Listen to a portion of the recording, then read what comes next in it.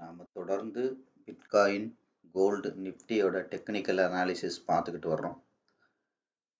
இதில் வர்ற ஒவ்வொரு வீடியோஸும் உங்களுக்கு ரொம்ப யூஸ்ஃபுல்லாக இருக்குது. நிறைய பேருக்கு கான்ஃபிடென்ட்டை கொடுக்குது. நிறைய பேருக்கு இந்த வீடியோ வரலன்னா அந்த நாளே ஃபுல்ஃபில் ஆகலை. இந்த மாதிரி நிறைய விதமான கமெண்ட்டுகள் சொல்கிறீங்க, புரியுதுங்களா? ஸோ இந்த தொழிலில் ஜெயிச்சிடலான்னு நம்பிக்கையை கொடுத்துருக்கு. இது வரைக்கும் இது தொழிலா இல்லையான்னு சந்தேகம் இருந்துச்சு. இப்போ 100% இது தொழில் அப்படிங்கிறத நம்பிக்கை கொடுத்துருக்கு அப்படின்னு சொல்லி நிறைய பேர் பர்சனலாக கமெண்ட்ஸ் பண்ணிக்கிட்டே இருக்கீங்க. வாட்ஸ்அப்பில் ஒரு நாளைக்கு வந்து பார்த்தீங்கன்னா குறைஞ்சபட்சம் ஒரு 20-30 கமெண்ட்ஸ் பர்சனலாகவே அவங்களோட எக்ஸ்பீரியன்ஸை ஷேர் பண்ணுறீங்க. இதெல்லாம் கேட்கும்போது ரொம்ப சந்தோஷமாக இருக்குது. ஸோ நான் ஏற்கனவே சொல்கிறது தான், நீங்கள் கொஞ்சம் நிதானமாக இதில் உள்ள ஒவ்வொரு வீடியோவையும் நீங்கள் புரியும் வரைக்கும் கொஞ்சம் நிதானமாக பாருங்கள். ஏதாவது ஒரு இடத்துல நீங்கள் ஓகே ஓரளவு கிளாரிட்டி கிடச்சிருச்சுன்னா என்ன சொல்கிறது, கடகடன்னு போயிட்டு பணத்தை கணத்தை போட்டு பெரிய அளவில் பண்ண வேண்டாம். முதல்ல நீங்கள் இதை என்ன பண்ணுங்கள், முதல்ல அண்டர்ஸ்டாண்ட் பண்ணிக்கோங்க. நீங்கள் எந்த இடத்துல தவறுனீங்க, ஏற்கனவே உங்களுக்கு லாஸ் வந்துச்சுன்னா எதனால் லாஸ் வந்துச்சு, எதனால் லாஸ் வந்துச்சு, அதாவது சைக்காலஜிக்கல் ப்ராப்ளமா, இல்லை ஃபண்ட் மேனேஜ்மெண்ட்டில் சரியாக இல்லையா, இல்லை டெக்னிக்கல் ஃபண்டமெண்டலில் நீங்கள் வந்து சரியாக போதிய அளவுக்கு நாலேஜ் இல்லையா, இல்லை இது மொத்தமாக கனெக்ட் பண்ண தரலையா, இல்லை ட்ரேடிங் சிஸ்டமா, இல்லை ஃபியரா, க்ரீடா, இந்த மாதிரி எதனால் உங்களுக்கு லாஸ் வந்துச்சு அப்படிங்கிறத உங்களுக்கு கிளியராக நீங்கள் புரிஞ்சிக்க முடியும். இந்த உள்ள வீடியோவை நீங்கள் ஒவ்வொன்றா நீங்கள் தொடர்ந்து பொறுமையாக பார்க்கும்போது. ஸோ அதனால் அதை முதல்ல புரிஞ்சுக்கிட்டு முதல்ல என்ன பண்ணுங்கள், அடுத்த கட்டம் நீங்கள் என்ன பண்ணணும், இந்த வீடியோஸ் எல்லாம் நீங்கள் பார்க்க அடுத்து மார்க்கெட்டில் அதோட நகர்வுகள் நம்ம சொல்கிறபடி தான் இருக்கா, இல்லை டோட்டலி வேறு மாதிரி இருக்கா அப்படிங்கிறத நீங்கள் கொஞ்சம் கொஞ்சமாக பார்க்கணும். பார்த்துட்டு அதுக்கப்புறம் நீங்கள் என்ன பண்ணணும், ஸோ இதெல்லாம் எப்போ புரியும் அப்படின்னா, நீங்கள் இது ரெண்டு வீடியோ பார்த்துட்டு புரிஞ்ச உடனே பணத்தை போட்டு மறுபடியும் ட்ரேட் பண்ணிக்கிட்டே இதை சைட்டில் பார்த்துக்கிட்டே இருந்தீங்கன்னா அது புரியாது. நான் திரும்ப சொல்கிறேன், இந்த ஆர்டர் வந்து ரொம்ப ரொம்ப முக்கியம். முதல்ல கற்றுக்கிறணும், அப்புறம் ப்ராக்டிஸ் பண்ணணும், அதுக்கப்புறம் தான் நீங்கள் இதை வந்து தொழிலாக பண்ணணும். அப்போ தான் இந்த ஆர்டர் வந்து உங்களுக்கு கரெக்டாக இருக்கும். நீங்கள் ஒரு பக்கம் தொழிலாக பண்ணிக்கிட்டே இன்னொரு பக்கம் நான் புரிஞ்சுக்கிறேன்னா அது கடைசி வரைக்கும் புரியாது. எமோஷ்னலாக தான் முடிவு எடுக்கிற மாதிரி இருக்கும். எமோஷ்னல் உங்களுக்கு கண்ட்ரோல் ஆகாது. அதனால தான் நான் உங்களுக்கு சொல்கிறேன், இதை முதல்ல நிறுத்துங்க. நீங்கள் எந்த இடத்துல இருந்தாலும் நிறுத்துங்க. இப்போ நிறுத்திட்டு முதல்ல இதை தெரிஞ்சுக்கிறணும், கற்றுக்கிறணும். அப்போ கற்றுக்கிறோங்கிறது வந்து அறகுறை அறிவு ஆபத்து, புரியுதா? அறகுறையாக பண்ணுற ஆராய்ச்சி, அறகுறையாக உள்ள அறிவு ரொம்ப ஆபத்து, பேராபத்து. அது ஆபத்துன்னு கூட சொல்ல முடியாது. அப்போ ஒன்றும் இதை முழுசாக கற்றுக்க ட்ரை பண்ணுங்கள், இல்லைன்னா கம்ப்ளீட்டாக நிறுத்துங்க. நிறுத்திட்டு என்ன பண்ணுங்கள், உங்களுக்கு சூழ்நிலைகள் எப்போ செட் ஆகுதோ அப்போ நீங்கள் இதை பற்றி முழுசாக கற்றுக்கலாம். ஒன்றும் அவசரம் இல்லை. எல்லாருக்கும் இன்றைக்கே கற்றுக்கணும்னு கிடையாது, எல்லாருக்கும் இன்றைக்கே அதுக்கான சூழ்நிலையும் இருக்காது. எப்போவுமே யதார்த்தத்தை ஏற்றுக்குங்க. யதார்த்தத்தை ஏற்றுக்கிட்டிங்கன்னா உங்களுக்கு என்ன அர்த்தம், எப்போவுமே உங்களுக்கு ஸ்ட்ரெஸ்ஸு வராது. இன்னைக்கு இப்படி இருக்கும் அவ்வளோதான், சரி பரவாயில்ல, இதில் ஃபீல் பண்ணுறதுக்கு ஒன்றுமே கிடையாது. நாளைக்கு நம்மளோட நிலைமை மாறும்போது சரியாக கற்றுக்கிட்டு சரியாக ஆரம்பிப்போம். ஏன்னா இந்த தொழில் ஒன்றும் அழிஞ்சு போகிறது கிடையாது. நான் அடிக்கடி சொல்கிறது தான், ஆற்று நிறைய தண்ணி போயிட்டே இருக்க தான் போகுது, புரியுதா? அது ஆற்று நிறைய தண்ணி போயிட்டே இருக்க போது தான். நீங்கள் இருக்கிற வரைக்கும் இந்த தொழிலும் இருக்கும். நீங்கள் இல்லைன்னா தானே இந்த தொழிலே பண்ண முடியாது. கடைசி காலம் வரைக்கும் இந்த தொழில் இருக்கும். நீங்கள் முறையாக நீங்கள் சரியாக கற்றுக்கிட்டு பண்ணிங்கன்னா அதிகபட்சம் 3 வருஷம்தான் உங்களோட லைஃப் ஸ்டைலே மாற்றுறதுக்கு, புரியுதுங்களா? ஸோ உங்களோட ஒரு அடிக்கடி சொல்கிறது, அவங்களோட மாத சம்பளம் மாதிரி ஒரு 2 மடங்கு நீங்கள் ஸ்டார்ட் பண்ணி இதை ஆரம்பித்தா போதும். நிறைய 5 லட்சம் போடுறேன், 10 லட்சம் போடுறேன், 15 லட்சம் போடுறேன், அதெல்லாம் பின்னாடி பார்த்துக்கலாம். ஸோ இந்த மாதிரி பண்ணி ஒரு 3 வருஷம் இதை கன்சிஸ்டண்ட்டாக, புரியுதுங்களா? ஸோ எல்லாத்தையுமே முதல்ல சரி பண்ணி கற்றுக்கிட்டு உங்களை என்ன சொல்கிறது, உங்கள்கிட்ட இருக்கிற எல்லாத்தையுமே சரி பண்ணி அதுக்கப்புறம் முறையாக ப்ராக்டிஸ் பண்ணி ஒரு கான்ஃபிடென்ட்டோடு ஆரம்பித்தா மட்டும்தான் இதை ஜெயிக்க முடியும். சும்மா ஒரு 2 ட்ரேடு பண்ணுறது, யூடியூப்பை பார்த்துட்டு அப்புறம் ஒரு ட்ரேடு லாஸ் ஆனோடனே மறுபடியும் விடுறது, மறுபடியும் 2 ட்ரேட் பண்ணுறது, 4 வீடியோ பார்த்த உடனே மறுபடியும் பண்ணுறது, இப்படியே இருந்தீங்கன்னா அதான் நான் சொன்னேன் இல்லையா, அந்த ஆர்டர் மாறுச்சு அப்படின்னா மறுபடியும் அதை ஒஸ்ட்டாக தான் மாறும். அதனால தான் நான் ஓப்பனாகவே சொல்கிறேன், இதில் உள்ள விஷயங்கள் ஒரு 20% மட்டும்தான் அப்படின்னு. கரெக்டாக? சரி, அப்போ அந்த 20%மே நிறைய பேருக்கு யூஸ்ஃபுல்லாக இருக்குது அப்படின்னு நீங்கள் கமெண்ட் எல்லாம் ஷேர் பண்ணும்போது எனக்கு ரொம்ப சந்தோஷமாக இருக்குது. நிஜமாகவே நம்ம என்ன பர்பஸ்க்காக இதை ஆரம்பித்தோமோ நிறைய பேருக்கு இது கட்டாயம் வந்து என்ன பண்ணுது, ஒரு யூஸ் ஆகுதுன்னு தான் பெரிய சந்தோஷம். மற்றபடி நீங்கள் எத்தனை பேர் கிளாஸுக்கு வர்றீங்க, ஸோ அது வரல, அதெல்லாம் வந்து பார்த்தீங்கன்னா அது அப்பார்ட் ஃப்ரம் தட், அது அடுத்த கட்டம். புரியுதுங்களா? அந்த ஸ்டேஜ் 1 அப்படிங்கிறது நிறைய பேரோட லைஃப்பை முதல்ல மாற்றணும். நிறைய பேரோட லைஃப்பை இந்த ஸ்டாக் மார்க்கெட்டை பார்வையே மாற்றணும். 2வது அடுத்து வந்து பார்த்தீங்கன்னா நிறைய பேருக்கு இது ஒரு கான்ஃபிடென்ட்டை கொடுக்கணும், ஒரு நம்பிக்கையை கொடுக்கணும். இது தொழில் தான், இதில் ஜெயிச்சிடலாம். புரியுதுங்களா? இது நம்ம படித்து முடித்தோன்னா கட்டாயம் நம்மளோட லைஃப் ஸ்டைலை, நம்ம குடும்பத்தை, நம்ம குழந்தைகளோட எதிர்காலத்தை நிச்சயமாக சரி பண்ணிட முடியும் அப்படிங்கிற அந்த நம்பிக்கையை கொடுக்கணுங்கிறது தான் இந்த சேனலோட நோக்கமே. அதே மாதிரி வந்து பார்த்தீங்கன்னா சாமானியர்களுக்கும் பங்குச்சந்தைனா என்னன்னு தெரியணும். புரியுதுங்களா? பெரிய அளவில் படிப்பறிவு இல்லாதவங்க, ஒரு ஒரு அடித்தட்டு மக்களுக்கும் பங்கு சந்தைனா என்னன்னு தெரியணும். இது என்னதான் நடக்குது, உண்மையிலே இது என்ன மாதிரியான தொழில் அப்படிங்கிறத தெரிஞ்சுக்கணும் அப்படிங்கிறது தான் நம்ம இந்த சேனலோட நோக்கம். அதனால தான் எந்த இடத்துலையும் நம்ம வந்து ஆசை வார்த்தை காட்டுற மாதிரி இருக்காது. இதில் என்ன யதார்த்தம் இருக்கோ, இதில் என்ன உண்மை இருக்கோ அதை ரியலிஸ்டிக்காக நம்ம சொல்லிட்டு போயிட்டே இருக்கிறதுக்கு காரணம் வந்து இதுதான். புரியுதுங்களா? ஸோ அதனால் உங்களோட கமெண்ட்ஸ் எல்லாம் நீங்கள் பர்சனலாக, அதுவும் எனக்காக டைம் எடுத்து பர்சனலாக நீங்கள் வாட்ஸ்அப்லாம் பண்ணும்போது ரொம்ப சந்தோஷமா இருக்கு. சரியா? நம்ம தொடர்ந்து அடுத்த விஷயத்துக்கு போகலாம். நேற்று வந்து நம்ம என்ன பண்ணுறோம், பிட்காயினோடது பார்த்துட்டு இருக்கோம். நான் ஏற்கனவே சொன்னதான், நமக்கு டைம் இருக்கும்போது கோல்டும் நிஃப்டியும் பார்க்கலாம். நீங்கள் நிறைய சார்ட்டு பார்த்து தான் இதை ப்ராக்டிஸ் பண்ணணும் கிடையாது. ஏதாவது ஒரு சார்ட்டை எடுத்து, ஏன் நான் பிட்காயின் பண்ணுறேன் அப்படின்னா 24 மணி நேரமும் 365 நாளும் இந்த சார்ட் இருக்கு. இப்போ நம்ம என்ன பண்ணலாம், எந்த நேரத்தில் இதை எடுத்து நம்ம லைவ் மார்க்கெட்டோட ட்ராவல் பண்ணலாம். நீங்களும் ஏதாவது எடுத்து ஒர்க் பண்ணி பார்க்கணுன்னா கூட இது 24 மணி நேரம் இந்த சார்ட் ஆக்டிவாக இருக்குது, 365 நாள் இருக்குது, ஒரு நாள் கூட இதுக்கு லீவே இல்லை. அப்படிங்கிறதுனால என்ன பண்ணலாம், உங்களுக்கு ஈஸியாக அதை அண்டர்ஸ்டாண்ட் பண்ணிக்க முடியும். அந்த மார்க்கெட்டில் கேப் அப்பு, கேப் டவுன் இந்த மாதிரி விஷயங்கள்லாம் இல்லாதனால உங்களுக்கு ஈஸியாக அந்த சார்ட்டை வந்து நீங்கள் கனெக்ட் பண்ணிக்க முடியும். ரியலிஸ்டிக்காக அது மூவ் ஆகுதா அப்படிங்கிறத நீங்கள் பார்த்துக்கிற முடியும். அதுக்காக தான் நான் இதில் உங்களுக்கு நான் எக்ஸ்பிளைன் பண்ணுறேன். மற்றபடி நீங்கள் எந்த சார்ட்டில் வேணாலும் எடுத்து நீங்கள் இதை வந்து செக் பண்ணி பார்க்கலாம். வேறு எந்த சார்ட்டில் வேணாலும் இது பர்சனலாக நீங்கள் எடுத்து ஸ்டடி பண்ணலாம். பட் நான் சொன்னதை ஞாபகம் இருக்கட்டும் கிளியராக. முதல்ல அந்த ஆர்டர் முக்கியம். ஒரு தொழிலை ஆரம்பிச்சுட்டு கற்றுக்காதீங்க, முடியாது. புரியுதுங்களா? ஃபுல்லி எமோஷ்னலாக இருக்கும். தொழில் சார்ந்த முடிவுகள் அப்படி தான் எடுக்க முடியும். அதாவது சரியான முடிவுகள் எடுக்க முடியாது. ஏன்னா நம்ம நம்ம போட்ட காசு பக்கம் தான் நம்மளோட மைண்டு போகும்.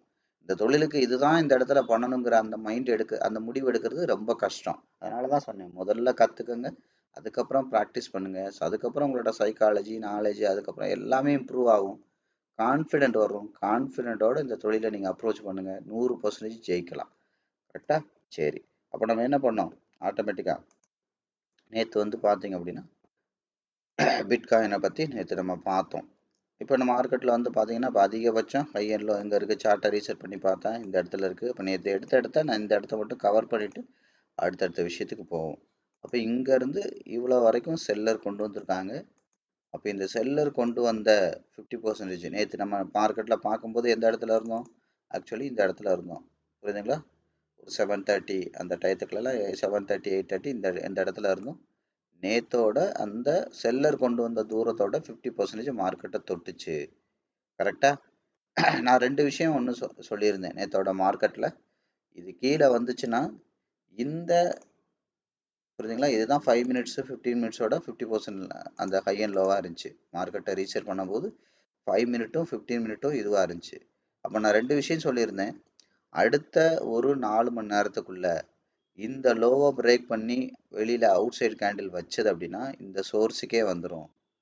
புரியுதுங்களா? அப்படிங்கிறத நான் சொல்லியிருந்தேன் 4 மணி நேரத்துக்கு. புரியுதா? அடுத்த 4 மணி நேரத்துக்கு இந்த லோவை பிரேக் பண்ணி வெளியில் அவுட் சைடு கேண்டில் வச்சதுன்னா இங்கே வந்துடும். அந்த 4 மணி நேரத்துக்கு அங்கே போனால் மட்டும்தான் அடுத்த மார்க்கெட் எங்கே போகிறதுக்கு வாய்ப்பு இருக்குது, இந்த இந்த சோர்ஸுக்கு. இந்த 50% வந்து இதை தாண்டி அவுட் சைட் கேண்டில் வச்சு இங்கே வர்றதுக்கு வாய்ப்பு இருக்குது அப்படிங்கிறத நான் சொல்லியிருந்தேன். எத்தனை பேருக்கு ஞாபகம் இருக்குன்னு தெரில. நான் ஒரு ஒரு ஒரு ஒவ்வொரு சாப்டர்லேயும் ஒரு விஷயம் சொல்கிறேன்னா அந்த விஷயத்த மட்டும் கற்றுக்கிறாதீங்க, சும்மா அது மறந்து போயிடும். அந்த விஷயத்த அனுபவபூர்வமாக சார்ட்டை எடுத்து பார்த்து இது வேலை செஞ்சுருக்கா, இப்படி தான் ட்ராவல் ஆகுதா, அப்போ நம்ம போகிற ரூட்டு கரெக்டா அப்படிங்கிறதையும் நீங்கள் எடுத்து பாருங்கள். அப்போ என்ன சொன்னேன் நான், இந்த 5 மினிட்டு 15 மினிட்டோட ஹை அண்ட் லோ இங்கே தான் இருந்துச்சு. அப்போ இதை உடைச்சு முதல்ல இந்த 4 மணி நேரத்தில் மார்க்கெட்டு திரும்ப இதை அவுட் சைட் கேண்டில் வச்சதுன்னா இந்த சோர்ஸுக்கே வந்துடும். இதை தாண்டினா மட்டும்தான் இங்கே வரும் அப்படிங்கிறத சொல்லியிருந்தேன். சரியா? ஒன்று எடுத்து பாருங்கள், இன்னைக்கு கூட எடுத்து பார்த்துட்டு அது ஆமாம் கரெக்டாக இல்லையா அப்படிங்கிறத பாருங்கள். சரியா? 2வது என்ன சொல்லியிருந்தேன், மார்க்கெட்டு உடைச்சது அப்படின்னா இங்கே வந்து நமக்கு என்ன இருக்குது, 1 ஹவரோட சோர்ஸ் இங்கே இருக்குது, இந்த இடத்துல தான் 4 ஹவரோட 50% லைனும் வருது. ஸோ இப்போ என்ன பண்ணணும், மார்க்கெட் உடைச்சதுன்னா நான் அந்த 4 ஹவரோட 50% லைனே எடுக்கிறேன். அப்போ 4 ஹவர் அதிகபட்சம் எந்த இடத்துல இருந்து இருக்கு, இந்த இடத்துல இருந்து. புரியுதுங்களா? இந்த இடத்துல இருந்து நம்ம என்ன இருக்கு, 4 ஹவரோட 50% லைனும் இங்கே தான் இருக்கு அப்படிங்கிறத நம்ம நேற்று சொல்லியிருந்தோம். கவனிச்சிங்களா? இந்த இடத்துல தான் இருக்கு. நான் 1 ஹவர் போயிடுறேன். அப்போ அந்த இடத்துல இருக்கிறதுனால இந்த 1 ஹவர் டு 4 ஹவருக்கு உள்ள இதை தாண்டிச்சு அப்படின்னா இதோட 50% செல்லர் கொண்டு வந்து 50% லைன் எங்க இருக்கு, இங்க இருக்கு. அப்ப இதை தாண்டிச்சுன்னா அடுத்த ஒரு மார்க்கெட்ல வந்து பாத்தீங்கன்னா ஒரு பேஸ் இல்ல ஒரு 50% லைன் எங்க இருக்கு அப்படின்னு பாத்தீங்கன்னா 4 ஹவரோடது இங்கே தான் இருக்கு. அப்ப இந்த பவுண்டரி தான், இதெல்லாம் நேற்று சொல்லியிருந்தேன், இந்த பவுண்டரி தான். அப்ப இதை தாண்டுச்சு அப்படின்னா இந்த பவுண்டரி இவ்வளோ டிஸ்டன்ஸ் இருக்கு. அப்ப இந்த டிஸ்டன்ஸை வந்து ஒரே ஸ்ட்ரெச்சில் மார்க்கெட் போறது ரொம்ப சிரமம். ஆனா இதை உடைக்கும் போது என்ன நடக்கும், இதெல்லாம் நான் சொல்லியிருந்தேன், எத்தனை பேர் கவனிச்சிங்கன்னு தெரில. ரொம்ப அக்ரஸிவா உடைக்கும் அப்படிங்கிறத நான் சொல்லியிருந்தேன். எடுத்து பாருங்க. இதை கூட நான் நேற்று கம்யூனிட்டியில் கூட நான் மறுபடியும் ஷேர் பண்ணியிருந்தேன். எத்தனை பேர் யூடியூப் வீடியோ பார்த்தீங்க, நான் சொன்னதை கவனிச்சிங்களா, அதுபடி மார்க்கெட் போயிட்டுருக்கு, வாட்ச் பண்ணீங்களா அப்படிங்கிறதெல்லாம் நான் கொஸ்டினாக கேட்டிருந்தேன். அப்போ என்ன சொன்னேன் நேற்று, நான் இதை உடைச்சது அப்படின்னா ரொம்ப அக்ரஸிவாக போகும். இதுக்கு முன்னாடி என்ன பச்சை கலர் கேண்டில் போட்டிருக்கோ அது அந்த கேண்டிலே ரீப்ளேஸ் பண்ணுற மாதிரி 3க்கு மேற்பட்ட கேண்டில், குறைஞ்சபட்சம் 3க்கு மேற்பட்ட கேண்டில் கண்டிப்பாக போகும் அப்படிங்கிறத நான் சொன்னேன். அதே மாதிரி நான் என்ன சொன்னேன், இது நேரடியாக போகிறதுக்கு வாய்ப்பு இல்லை. நான் எடுத்து வரைஞ்செல்லாம் காமிச்சேன். இந்த இடத்துல இதோட வீடியோ எடுத்து பாருங்க. மார்க்கெட் எப்படி இன்ச் பை இன்ச்சாக எப்படியெல்லாம் போகும் அப்படிங்கிறத நேற்று எடுத்து வரைஞ்செல்லாம் காமிச்சேன். இந்த இடத்துல நான் சொன்னேன் இது நேரடியாக போகிறதுக்கான வாய்ப்பு குறைவு. ஏன்னா இது 15 மினிட்ஸில் கன்சிஸ்டண்ட்டாக பெரிய பெரிய கேண்டிலாக போட்டு வந்திருக்கு. ஸோ அப்போ என்ன ஆகும், பையரோட ஃபோர்ஸு குறையும். அப்போ என்ன ஆகும், இது இப்படி இப்படி வந்து இந்த இடத்துக்கு வந்து இந்த இடத்துல இருந்தால் மார்க்கெட் வேகமாக போகும். இதை உடைச்சதுன்னா அக்ரெசிவாக கேண்டில் போட்டு போகும். 3க்கு மேற்பட்ட பச்சை கலர் கேண்டில் 1 ஹவர்லேயே போடும் அப்படிங்கிறத நான் கிளியராக சொல்லியிருக்கேன். அந்த அளவுக்கு நம்மளால கிளியராக சொல்ல முடியும், சார்ட் எங்கே போகும் வருங்கிறத சொல்ல முடியும். அதான் நான் திரும்ப சொல்கிறேன். சரியா? ஓகே. இப்போ நம்ம மறுபடியும் என்ன பண்ணலாம், இதை ஃபுல்லாக ரெஃப்ரெஷ் பண்ணிவிட்டு மறுபடியும் என்ன பண்ணலாம், நம்ம கிளியராக வரையலாம். இப்போ இருக்கிற அந்த ஹை அண்ட் லோவுக்கு நம்ம வரையலாம். அப்போ நேற்று பையரோட இன்னும் செல்லர் கொண்டு வந்த தூரம் எவ்வளவு, இங்கேருந்து இவ்வளோ தூரம் வரைக்கும் கொண்டு வந்திருக்காங்க. கரெக்டா? அடுத்து பையர் எவ்வளோ தூரம் கொண்டு போயிருக்காங்க, இங்கேருந்து இவ்வளோ தூரம் கொண்டு போயிட்டுருக்காங்க. புரியுதா? சரி, கவனிங்க, எவ்வளோ தூரம் கொண்டு போயிட்டுருக்காங்க. சரி, அதுக்கு முன்னாடி இன்னொரு விஷயமும் சொன்னேன், நீங்கள் எத்தனை பேர் கவனிச்சிங்கன்னு தெரியாது. இந்த ட்ரெண்ட் லைனை எடுத்து இந்த ட்ரெண்ட் லைன் இங்கே இடிக்குது, அதுக்கப்புறம் இந்த ட்ரெண்ட் லைனை டவுன் கிரேட் பண்ணி வச்சோன்னா இங்கே இடிக்குது. இப்போ இந்த 2 பிளேஸை தாண்டினா மட்டும்தான் கேண்டில் வந்து அக்ரெசிவாக போக முடியும் அப்படிங்கிறதெல்லாம் நான் சொன்னேன். இந்த ரெண்டு இடத்தையும் தாண்டணும், அப்போ தான் அஃபீஷியலாக அது பை ஆகும் அப்படின்னு நான் சொன்னேன். அப்போ பாருங்கள், முதல் தடவை போயிட்டு வந்திருக்கு, முதல் தடவை தொடாமல் திருப்பி இருக்கு, ரெண்டாவது தடவை தொட்டுட்டு திருப்பி இருக்கு. அப்போ இதை உடச்ச உடனே பாருங்கள், ஃபுல் ஃபோர்ஸ், நான் கூட சொன்னேன்ல, ஃபுல் ஃபோர்ஸாக ட்ரை பண்ணாங்க. மேலே போகிறதா இருந்தால், நேற்று நான் தான் பேசிகிட்டு இருந்தோம், மேலே போகிறதா இருந்தால் கன்சிஸ்டண்ட்டாக போயிருக்கணும். அப்போ போக முடியல, அட்லீஸ்ட் இந்த ஓவரால் 50% இல்லை இதோட 50% கண்டிப்பாக வரும்னு சொன்னேன். அதுபடி வந்திருக்கு. அப்போ அடுத்து எங்கே இது இடிக்குது பாருங்க, இடிக்கிறது வந்து பார்த்தீங்கன்னா இந்த ஏரியா, இந்த பாடி வீக்கு, சரிங்களா, இந்த பாடி வீக்கு. சரி, இதெல்லாம் நான் நேற்று சொன்னேன், அதன்படி கிளியராக உங்களுக்கு நடந்திருக்கு. கவனிங்க. அடுத்து ஒவ்வொரு விஷயமா கவனிங்க. இப்போ மார்க்கெட் என்ன பண்ணியிருக்கு, இங்கேருந்து 50% லைனை போயிட்டு அடுத்து என்ன பண்ணியிருக்கு, திரும்பி போக முடியாமல், ஃபர்தராக போக முடியாமல் எங்கே வந்திருக்கு அப்படின்னா இந்த பையர் கொண்டு போன தூரத்தோட 50% வரைக்கும் வந்திருக்கு. கவனிங்க, ஒவ்வொரு 50% லைனும் ரொம்ப ரொம்ப முக்கியம். அதான் நான் சொல்லலை, இந்த விஷயம் தெரிஞ்சாலே நீங்கள் மார்க்கெட்டில் சரியான ரூட்டை பிடிச்சிட்டிங்க அப்படின்னு அர்த்தம். மார்க்கெட்டில் நான் ஏற்கனவே சொல்லியிருக்கேன், 50% லைன் அங்கே தான் டிசிஷன் எடுப்பாங்க. மார்க்கெட் அதே டைரக்ஷனில் கொண்டு போகிறதா இல்லை போயிட்டு திரும்பி வந்து ரெஸ்டிங் பாயிண்ட், அதுதான் அங்கே தான் அந்த கேம்ப் அடிப்பாங்க. அதாவது ஒரு நாட்டை பிடிக்க போகிறாங்க, திரும்ப அந்த எதிரி நாட்டு பக்கத்துலேயே தங்க மாட்டாங்க, திரும்ப கொஞ்சம் தூரம் தள்ளி தங்கி மறுபடியும் அடுத்த நாள் அங்கேருந்து மூவ் பண்ணி போவாங்க. அதானே சொன்னேன், ஒரு கார் மாதிரி போவாங்க, திரும்பி வந்து பக்கத்தில் இருக்கிற பெட்ரோல் பங்கில் பெட்ரோல் போட்டுட்டு மறுபடியும் அங்கேருந்து அந்த பயணத்தை கண்டினியூ பண்ணுறாங்களா இல்லை மறுபடி என்ன ஆகுது நாட்டுக்கு திரும்புகிறாங்களா அப்படிங்கிறத அந்த பவுண்ட்ரி வந்த உடனே, அந்த 50% பவுண்ட்ரி வந்த உடனே அங்கே உள்ள ஒரு 2-3 கேண்டிலை நம்ம அனலைஸ் பண்ணும்போது அது கிளியராக தெரிஞ்சிடும் அப்படிங்கிறத நம்ம சொல்லியிருக்கோம். சரியா? அப்ப இங்க இருந்து பையர் கொண்டு போனாங்க. இப்ப என்ன நடந்திருக்கு? கரெக்ட்டா இது திரும்பி வர்ற மார்க்கெட்டு இந்த 50% லைனோட திரும்பி இருக்கு. கரெக்ட்டா? சரி. இப்ப இது கீழ தான் போப்போது அப்படின்னா என்ன பண்ணணும்? இது கீழ தான் போப்போது அப்படின்னா என்ன பண்ணணும்? இத தாண்டி அவுட் சைட் கேண்டில் வைக்கணும். அப்ப ஏற்கனவே பாடி விக் எந்த இடத்துல இருக்கு? இந்த இடத்துல இருக்கு. இந்த பாடி இந்த விக்க தாண்டி வெளியில அவுட் சைட் கேண்டில் வச்சா மட்டும் தான் இது கீழ போகும். சரியா? சரி. அப்ப இது மேல போனா எது வரைக்கும் போலாம்? கவனிங்க. இப்ப இந்த ஹை அண்ட் லோவோட 50% எது வரைக்கும் இருக்கு? எங்க இருக்கு?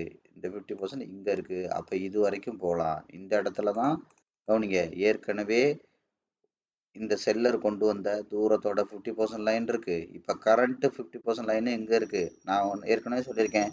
ஒன்றுக்கும் மேற்பட்ட 50% லைன் இருக்கு அப்படின்னா அந்த 50% லைன் ஒரு கயிறு மாதிரி ரொம்ப பக்கத்துல இருக்கு, சுருங்கி இருக்கு அப்படின்னா அந்த இடத்த மறுபடியும் மார்க்கெட் உடைக்கிறது ரொம்ப கஷ்டம் அப்படின்னு நான் சொன்னேன். அதெல்லாம் நான் பழைய சாப்டர்ல இன்ச் பை இன்ச்சா சொல்லியிருக்கேன். அதனால தான் சொன்னேன், ஒரு விஷயத்த சும்மா பார்த்தீங்கன்னா உங்களுக்கு ஞாபகம் இருக்காது. அந்த விஷயத்த ஒரு நோட்ஸாவோ கீவேர்டாவோ சம்மரியாவோ எழுதணும் அப்படின்னு நான் சொன்னேன். நோட்ஸ் ஐ மீன் கீவேர்டுனா என்ன? முக்கியமான வார்த்தை. ஒரு 50% லைன் அப்படின்னு எழுதுறீங்கன்னா அது கீவேர்டு. அது நோட்ஸ்னா என்ன? நான் சொன்னதை அப்படியே எழுதி வைக்கிறது. அந்த 50% லைன்ல தான் முடிவு எடுப்பாங்க.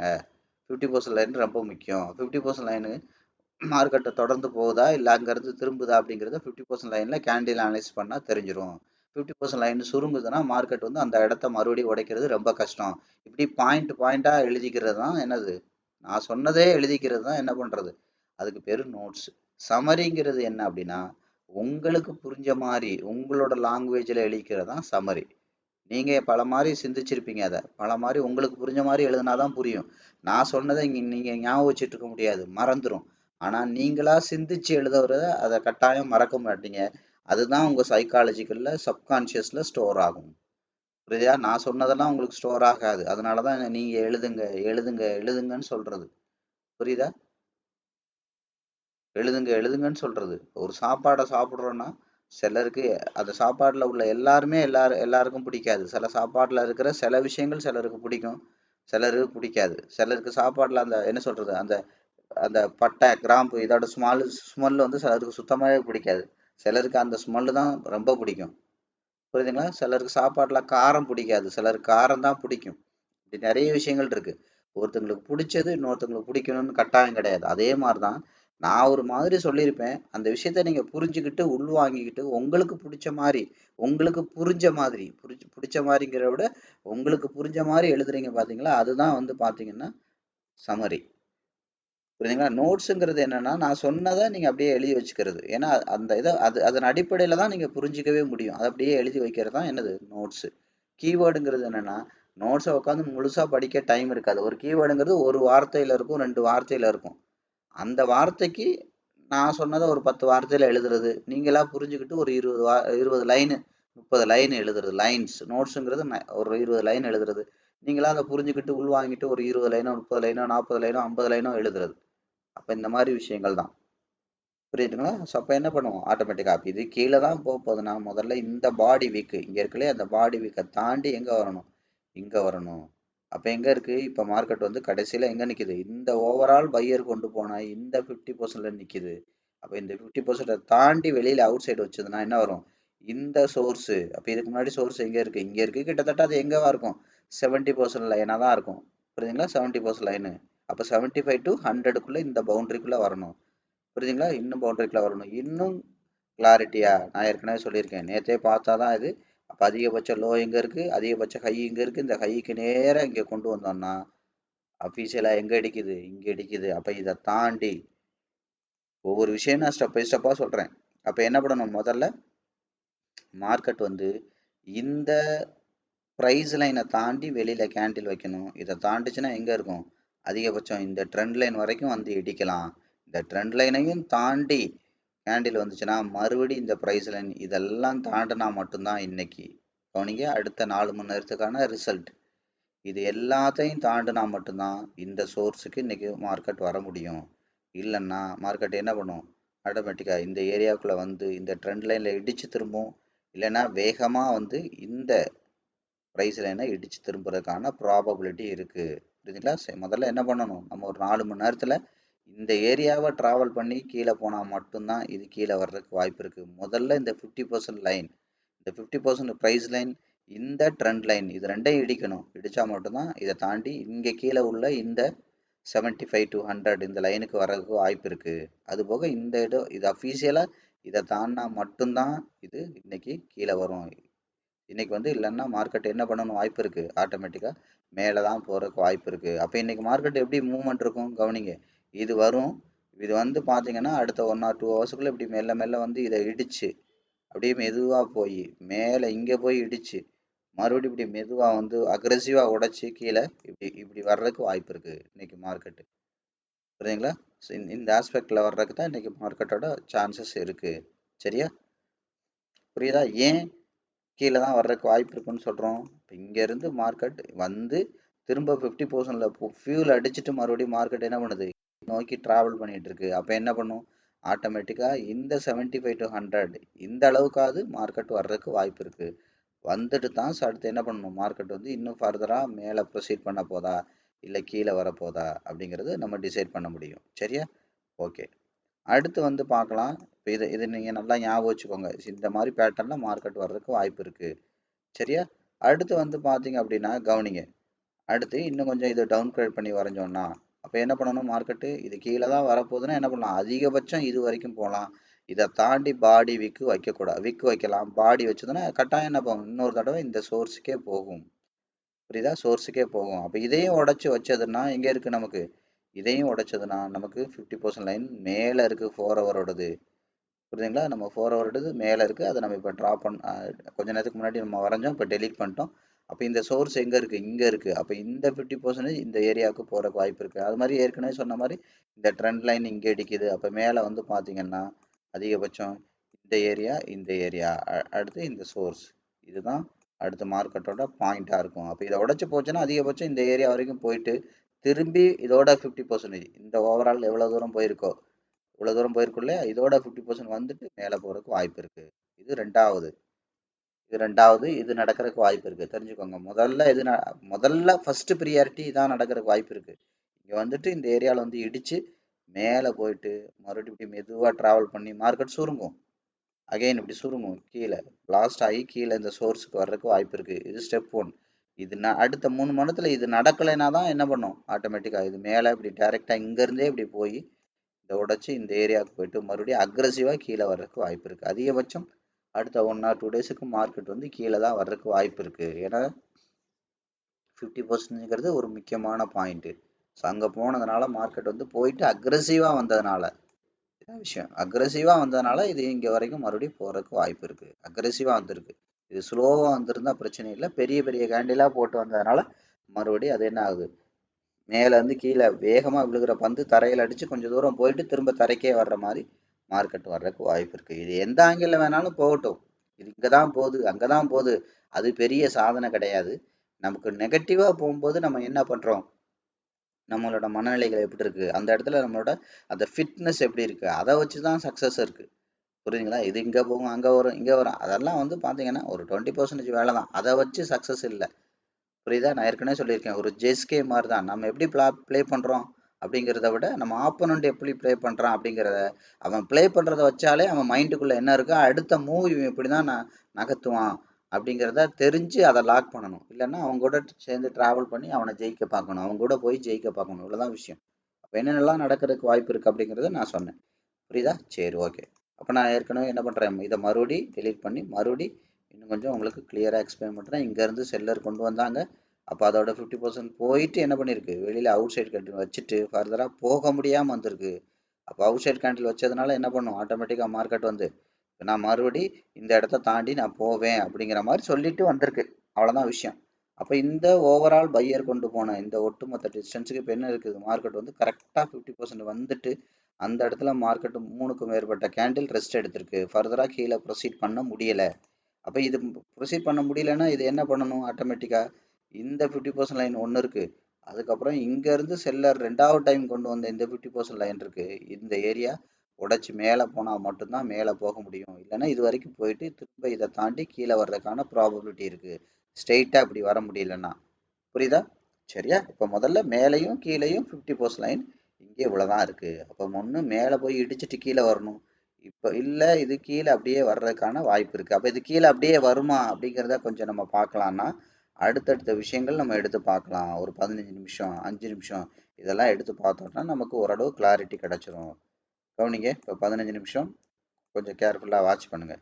அப்போ இந்த இடத்துக்கு வந்துச்சு ஃபாஸ்ட்டாக, வெளியில் அவுட் சைட் கேண்டில் போட்டுச்சு. பட் என்ன பண்ண முடியல, அடுத்த கேண்டில் சஸ்டெயின் பண்ண வெயிட் பண்ண முடியல, அங்கே அந்த இடத்த மெயின்டைன் பண்ண முடியல செல்லரால். அப்போ என்ன நினச்சி அதே கேண்டிலில் 50% தாண்டி வெளியில் இன்சைட் க்ளோஸ் வச்சிருச்சு பச்சை கலரு.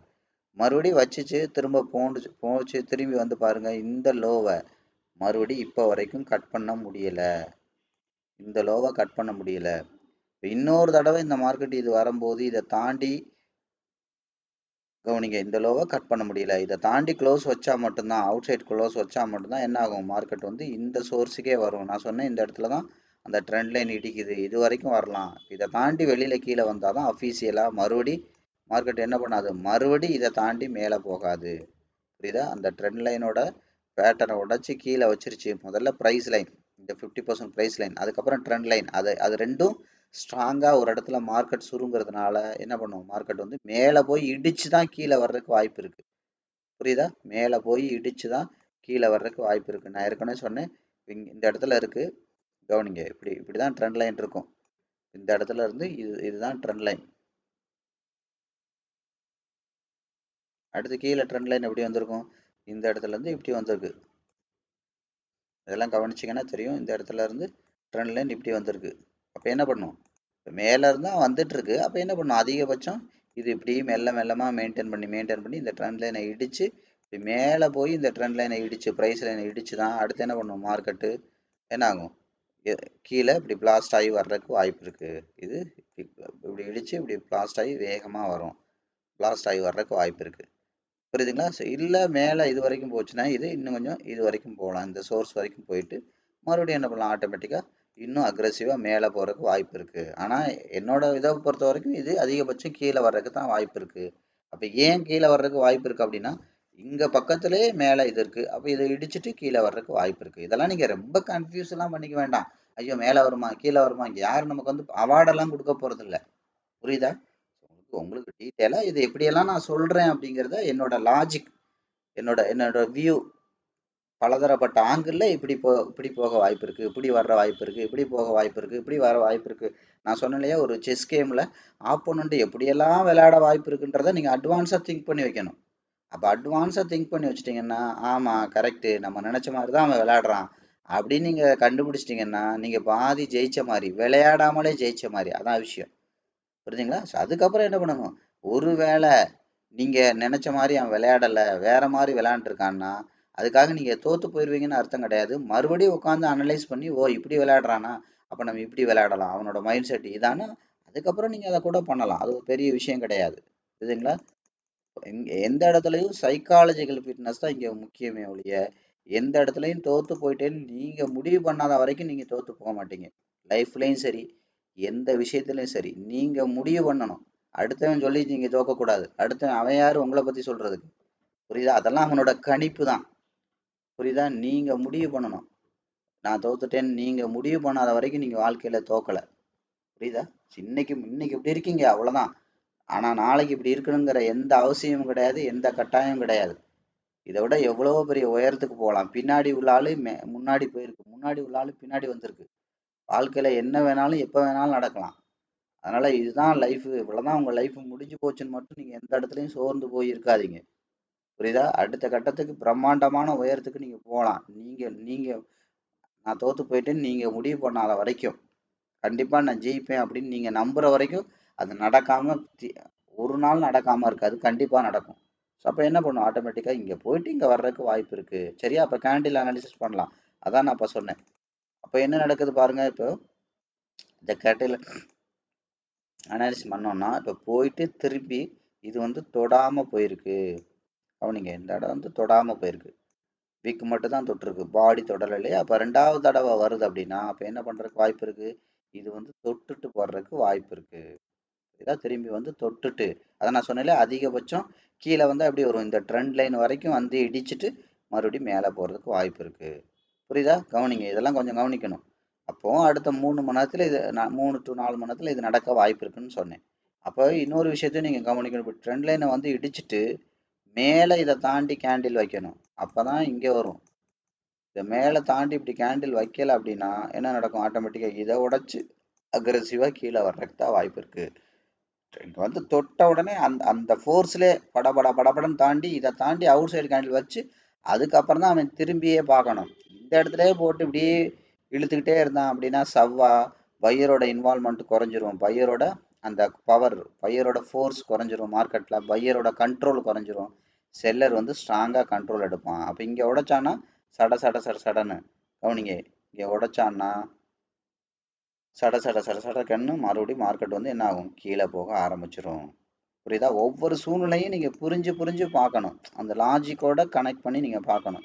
சும்மா மொட்டையா பண்ணக்கூடாது. அப்ப என்ன இருக்கு? முதல்ல இங்க போயிருக்கான், இப்ப தொடாம திரும்பி இருக்கான். இப்ப என்ன பண்ணிட்டோம்? முதல்ல தொட்டுட்டு திரும்பட்டும். அப்ப அதிகபட்சம் இது வேகமா வந்தான்னா என்ன பண்ணுவான்? ட்ராப் பார்ப்பான்ல, இந்த இடத்துல சப்போர்ட் இருக்குன்னு நீங்க நினைப்பீங்க. ஏன்? இங்க பாருங்க, இந்த ஏரியா ஃபுல்லா சப்போர்ட் தான். ஏரியா ஃபுல்லா சப்போர்ட் தான். இதை உடைக்காது அப்படின்னு நினைச்சு அக்ரெசிவா நம்புவீங்க. அவன் என்ன பண்ணுவான்? அந்த ட்ரெண்ட் லைன் வரைக்கும் வந்துட்டு இப்படி மேல போவான். புரியுதா? அப்ப என்ன பண்ணணும்? இது ட்ரெண்ட் லைன் வந்துட்டு போறானா, ட்ரெண்ட் லைனை தொட்டமா மேல போனோமான்னு இருந்தா மட்டும் தான் மேல போகும். ட்ரெண்ட் லைனை தொட்டு மாசம் அங்க இருந்தான்னா கட்டாயம் பையரோட கான்ஃபிடென்ட் வீக் ஆயிரும். செல்லரோட கான்ஃபிடென்ட் அதிகமாகி மார்க்கெட் டம்முன்னு கீழே விழுந்துரும். ஸோ இதெல்லாம் நீங்க அடுத்த 3 மணி நேரத்துல இதெல்லாம் கொஞ்சம் கொஞ்சமா கண்காணிக்கணும். புரியுதா? சரி, அடுத்து என்ன பண்ணுங்க, கவனிங்க. இந்த விஷயங்கள்லாம் நீங்க அடுத்து கொஞ்சம் இப்போ என்ன பார்த்தோம்? நம்ம கொஞ்சம் இந்த கேண்டில் அனாலிசிஸ் பார்த்தோம். ஸோ அதுக்கப்புறம் இது ஏற்கனவே வரைஞ்சிருக்கோம். இது மேலே தான் போகுதுன்னா இப்போ என்ன பண்ணக்கூடாது? இந்த 50% தாண்டி மேலே போகக்கூடாது. இது சாரி, இது கீழே தான் வருதுன்னா அதிகபட்சம் எது வரைக்கும் போகலாம்? இந்த ஏரியா வரைக்கும் போகலாம். பாருங்க, இப்போ 15 மினிட்ஸும் வரைஞ்சிருக்கோம். அப்போ இந்த இடத்துல ஒரு கயிறு மாதிரி வந்திருக்கா, இதை தாண்டி மேலே போக முடியாது. அதிகபட்சம் கீழே தான் வரணும். அப்போ இது மேலே கீழே தான் போக போகுதுன்னா என்ன பண்ணலாம்? இது வரைக்கும் போகலாம், இதை தாண்டி போகக்கூடாது. சரியா? அடுத்து என்ன பண்ணலாம்? இன்னும் கொஞ்சம் டவுன் கிரேட் பண்ணி நம்ம என்ன பண்ணலாம்? 5 மினிட்டுக்கு போகலாம். இன்னும் கொஞ்சம் டவுன் கிரேட் பண்ணி 5 மினிட் போகலாம். கொஞ்சம் கொஞ்சமாக நீங்கள் டவுன் கிரேட் பண்ண என்னலாம் அதை பக்காவாக ஸ்கேன் பண்ணி பார்க்குற மாதிரி நீங்கள் பார்க்கலாம். இப்போ பாருங்கள், ஒரு கிளாரிட்டி கிடச்சிருக்கு மார்க்கெட்டில். இப்போ என்ன நடந்திருக்கு? இது அதிகபட்சம் போய் ஏற்கனவே 5 மினிட்ல உள்ள அந்த விஷயம்லாம் புரியுதா உங்களுக்கு? இப்போ பாருங்க, மேலே போயிட்டு திரும்பி வந்து தொட்டுட்டு போயிருக்கு. மறுபடியும் என்ன பண்ணுச்சு? இப்போ திரும்பி வருது. இது சாரி, ஏற்கனவே வந்துட்டு தொடாம போயிருக்கு. 5 மினிட்ஸ்ல கிளியரா தெரியுதா? இப்போ 15 மினிட்ல பார்த்தோம் தொடாம போச்சு அப்படின்னு. அப்ப இங்க பாருங்க, கிளியரா தெரியுதா? இதை கிளியரா இந்த ஏரியால பாடி விக்கு மட்டும் வச்சுட்டு போயிருக்கு. இப்ப திரும்பி வருது. இப்ப திரும்பி வந்து என்ன பண்ணணும்? இது அதிகபட்சம் பாடி வரைக்கும் வைக்கலாம். இந்த பாடியை வெளியில வச்சது அப்படின்னா அடுத்த 3 கேண்டிலுக்குள்ள மறுபடியும் என்ன பண்ணணும்? இந்த இந்த பவுண்டரியை தாண்டி மேல பாடி வச்சிடணும். பாடி வெளியில வைக்குதுன்னா என்ன பண்ணணும்? அடுத்த 3 கேண்டிலுக்குள்ள என்ன பண்ணணும்? இப்படி பாடியை மேல வச்சிடணும். புரியுதா? மறுபடியும் இந்த லோவை உடைக்கவே கூடாது. மறுபடியும் இந்த லோவை ஐ மீன் என்ன பண்ணலாம்? உடைக்கவே கூடாது. மறுபடியும் தொடலாம். உடைக்காம இந்த பாடியை மேலே வச்சா மட்டும்தான் சட சடன்னு மேலே போகும். இல்லைன்னா என்ன ஆகும்? செல்லர் வந்து ஸ்ட்ராங் ஆயிடுவாங்க. மறுபடியும் ஃபர்தரா கீழே தான் போறதுக்கு வாய்ப்பு இருக்கு. ரெண்டாவது வந்து பாத்தீங்கன்னா, இது ஏன் மேலே தான் போகும்னு சொல்றேன்னா, இவன் வரும்போதே ரொம்ப ஆக்ரோஷமா வர்றான். புரியுதா? அதை நான் சொன்னேன் இல்லையா, ரொம்ப வேகமா போற தண்ணி லாரி ரொம்ப தூரம் போய் சேராதுங்கிற மாதிரி இவன் வரும்போதே ரொம்ப அப்படியே உடைச்சிட்டு நான் எங்கோ போயிருவேன் அப்படிங்கிற மாதிரி வர்றான். அவ்வளவுதான், இந்த ஏரியாவில் அவனோட ஆட்டம் காலி ஆயிடும். புரியுதா? ஏன்னா அதான் நான் சொல்லுவேன்ல அடிக்கடி, ரொம்ப ஓவர் ஸ்பீடா இருக்கு அப்படின்னு நான் சொல்லுவேன். சிலர் கிளாஸ் ட்ரைனிங் எல்லாம் வரும்போது ஸ்டார்டிங்லேயே பயங்கர ஸ்பீடா இருப்பாங்க. கொஞ்சம் பார்த்து நிதானமா போங்க, ரொம்ப ஓவர் ஸ்பீடா இருக்கு அப்படின்னு நான் சொல்லுவேன். அதாவது என்ன அர்த்தம்? அதாவது என்ன அர்த்தம்? படபட படபடன்னு ஒரு விஷயத்த பண்ணக்கூடாது. ரொம்ப நிதானமா பண்ணணும். வேகமா பண்ணணும். ஆனா நிதானமா பண்ணணும். அது ரொம்ப முக்கியம். சிலர் என்ன பண்ணுவாங்கன்னா, வேகமா பண்றேங்கிற பேர்ல படபட படபடன்னு பண்ணுவாங்க. புரியுதா? அவங்கள பார்க்கையில எனக்கே அதிர்ச்சியா இருக்கும். இது எங்க போய் முட்டி வண்டி திரும்ப போகுதுன்னே தெரியலேன்ற மாதிரி. அதனால நானே ஓப்பனாவே சொல்லுவேன், கொஞ்சம் ஓவர் ஸ்பீடா இருக்கு, கொஞ்சம் குறைச்சிக்கிறது நல்லது அப்படின்னு. புரியுதா? அதாவது ரெண்டும் படபடப்பா இருக்கக்கூடாது. புரியுதா? அதை தெளிவா இருக்கணும். ரொம்ப ஆக்டிவா இருக்கணும். அதே சமயத்துல ரொம்ப தெளிவா இருக்கணும். புரியுதா? அதே மாதிரி நிதானமா இருக்கேன் அப்படிங்கிற பேர்ல ரொம்ப சோம்பேறியாவும் இருந்துடக்கூடாது. அப்படியே நான் நிதானமா இருக்கேன், பொறுமையா இருக்கேன், ரொம்ப கவனமா இருக்கேங்கிற பேர்ல சோம்பேறியாவும் இருந்துடக்கூடாது. எல்லாத்துக்கும் அந்த பவுண்டரியில உள்ள வித்தியாசத்தை புரிஞ்சுக்கிறணும். நிறைய ஒருத்தன் ரொம்ப நான் நிதானமா இருக்கேன், தெளிவா இருக்கேன்னு சோம்பேறியா இருப்பான். அது ஒரு சாக்கு போக்கா வச்சுக்கிட்டு அப்படியும் இருக்கக்கூடாது. அது மாதிரி சில ஒருத்தன் ஆக்டிவா இருக்கேன், சுறுசுறுப்பாங்கிற பேர்ல ரொம்ப நிதானத்தை இழந்துருவான். அதுவும் தேராது. ரெண்டுமே வாழ்க்கையில தேராது. புரியுதா? நான் நான் அடிக்கடி சொன்ன மாதிரி தான். அதாவது என்ன அர்த்தம்? ஒன்லி நாலேஜை மட்டுமே எடுத்துட்டு இருக்கிறது தேராது. ரெண்டாவது ஒன்று நாலேஜே சுத்தமாக எடுக்காது, ப்ராக்டிஸ் மட்டுமே பண்ணுறது, அதுவும் தேராது. அதனால் சொன்னல, ஒரு காயினோட ரெண்டு பக்கம் மாதிரி நாலேஜும் ப்ராக்டிஸும். ஏதாவது ஒன்று தெளிவாக இருந்து இன்னொன்று தெளிவாக இல்லைன்னா அது செல்லா காசு தான். புரியுதா? அதெல்லாம் நான் ஏற்கனவே சொல்லியிருக்கேன். அப்போ அந்த லைஃப்பில் வந்து இந்த நிதானமாக இருக்கணும், அதே சமயத்தில் ஆக்டிவாக இருக்கணும். அதே மாதிரி நீ அதாவது ஆக்டிவாக இருக்கிற பேரில் படபடன்னு இருந்துடக்கூடாது. அது மாதிரி நான் நிதானமாக இருக்கேன், பொறுமையாக இருக்குங்கிற பேரில் சோம்பேறியாகவும் இருக்கக்கூடாது. அந்த கம்ஃபர்ட் ஜோன்லேயே இருந்துடக்கூடாது. அந்த அது அவ்வளோதான் அப்படிங்கிற மாதிரியே இருந்துடக்கூடாது. நிதானமாக இருக்கேன், நிதானமாக இருக்கேன், நிதானமாக இருக்கேன். நான் அடிக்கடி சொல்கிறதான், வாழ்க்கையில் எல்லாரையும் நம்புகிறவங்க ஒரு சில இடத்துல கண்டிப்பாக ஏமாந்து போவோம். ஆனால் வாழ்க்கையில் ஜெயிச்சிருவோம். வாழ்க்கையில் எவனுமே நம்பாதவன் எங்கேயுமே ஏமாறாத மாதிரி தெரியும், ஆனால் அவன் வாழ்க்கையிலே தோத்துருவான். புரியுதா? இது நான் சொல்லலை, இது வந்து ஒரு ஜப்பானிய பழமொழி. வாழ்க்கையில் எல்லாரையும் நம்புறவன் ஒரு சில இடங்கள்ல கண்டிப்பாக ஏமாறுவான், ஆனால் வாழ்க்கையில ஜெயிச்சிருப்பான். யாரையுமே நம்பாதவன், புரியுதா, அவன் யார்கிட்டையும் ஏமாற மாட்டான், அவன் வாழ்க்கையிலே தோத்துருவான். புரியுதா? இதான் விஷயம். அது மாதிரி தான் நிதானங்கிற விஷயம். நிதானமாக இருக்கணும், அதே சமயத்தில் ஆக்டிவாக இருக்கணும். ஆக்டிவாக இருக்கணும், அதே சமயத்தில் ரொம்ப படபடப்பாக இருக்கக்கூடாது. ஸோ அப்போ என்ன வருது, இது வேகமாக வர்ற மார்க்கெட் வந்து பார்த்தீங்கன்னா, வேகமாக வந்துச்சுனாலே மார்க்கெட் என்ன ஆகும், ஆட்டோமேட்டிக்காக எவ்வளவு வேகமாக வருதோ மார்க்கெட் செட்டில் ஆக போகுதுன்னு அர்த்தம். நீங்கள் நல்லா தெரிஞ்சுக்கோங்க, வேகமாக வர்ற மார்க்கெட்டை பார்த்து பயப்படாதீங்க. புரியுதா? வேகமாக மார்க்கெட்டை பார்த்து பயப்படாதீங்க. அதே சமயத்தில் வேகமாக வர்ற மார்க்கெட்டு என்ன சொல்கிறது, மேல இருந்து வர்ற கத்தி மாதிரி, அதை நாக்க நீட்டி பிடிக்க கூடாது. புரியுதா? நாக்க நீட்டி மேல இருந்து வர்ற கத்தியை பிடிச்சா என்ன ஆகும், நாக்க நீட்டிங்கன்னா பிடிச்சாலும் நாக்கு போயிடும், இல்லை பிடிக்கலைனாலும் மூக்கு போயிடும், இல்லாட்டி கண்ணு போயிடும். மேல இருந்து வர்ற மார்க்கெட்டை இப்ப அப்ப அந்த கத்தியை ஏன் பிடிக்கிறீங்க, நாக்க நீட்டியோ மூக்க நீட்டியோ கையை நீட்டியோ, கத்தி வருதுன்னு தெரியுது, தள்ளி நில்லுங்க, தரையில விழுந்தவொடனே குனிஞ்சு கத்தியை பொறுமையா எடுங்க, அவ்வளவுதானே விஷயம். அதே மாதிரி வேகமா வர்ற மார்க்கெட்டை பாருங்க, இதான் பவுண்டரி. பவுண்டரியில என்ன பண்ணுதுன்னு பார்த்துட்டு கேண்டீன் அனலைஸ் பண்ணிட்டு முடிவெடுங்க. ஏன் மேல இருந்து வரும்போதே நாக்க நீட்டு பிடிக்கணுமா? பிடிக்காதீங்க, தள்ளி நின்னுக்கங்க. மேல இருந்து வர்றவனா, அதாவது கத்தியை நாக்க நீட்டி பிடிக்கணும், அதுல என்ன சாதனை, பிடிச்சாலும் நாக்கு துண்டாயிரும், பிடிக்கலைனாலும் மூக்குல விழுந்துரும் கத்தி, இல்லைன்னா கண்ணுல விழுந்துரும், நெத்தியில விழுந்துரும், எங்கோ ஒரு இடத்துல விழுந்து காயம் கன்ஃபார்ம்டு. அதை எதுக்கியா காயப்படணும், வேகமா வருதுன்னு தெரியுது, ஒதுங்கி நில்லுங்க. எங்க போய் நில்லுங்க, எங்க உங்களோட பார்வை இருக்கணும், பவுண்டரியில பாருங்க. இப்படி வேகமா வர்ற மார்க்கெட் பவுண்டரியில என்ன பண்றான்னு பாருங்க. இன்சைட் கேண்டிலா, அவுட் சைட் கேண்டிலா, அடுத்த 3 கேண்டிலுக்கு என்ன பண்றான், புரியுதுங்களா? என்ன மாதிரியான மூவ்மெண்ட் இருக்கு, ட்ராப் வைக்கிறானா, எல்லாத்தையும் கத்தி கீழே விழுந்தோடனே குனிஞ்சு பொறுமையா எடுத்தா முடிஞ்சு போச்சு, அவ்வளவுதானே. எதுக்கு அவசரம், பிடிக்கணும் பிடிக்கணும் பிடிக்கணும்னு அவசரம் தேவையில்லை.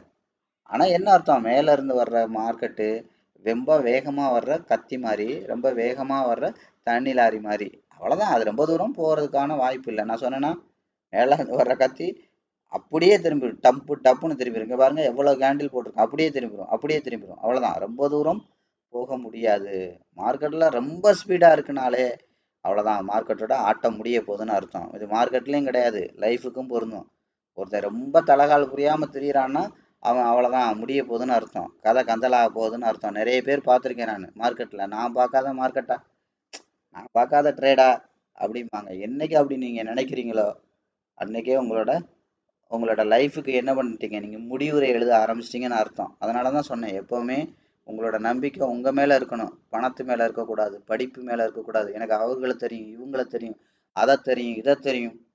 ரெண்டு விஷயத்த நீங்கள் வாழ்க்கையில் உறுதியாக நம்பலாம், கடவுளை நம்பலாம். புரியுதா? ரெண்டாவது உங்களை நம்பலாம். இவங்க ரெண்டு பேர் மட்டும்தான் உங்களோட நலனில் திங்க் பண்ணுறவங்க. பைபிளே இருக்கு, ஒரு தாய் தன் பிள்ளையை மறப்பாளோ, மறந்தாலும் அப்படின்னு இருக்கு.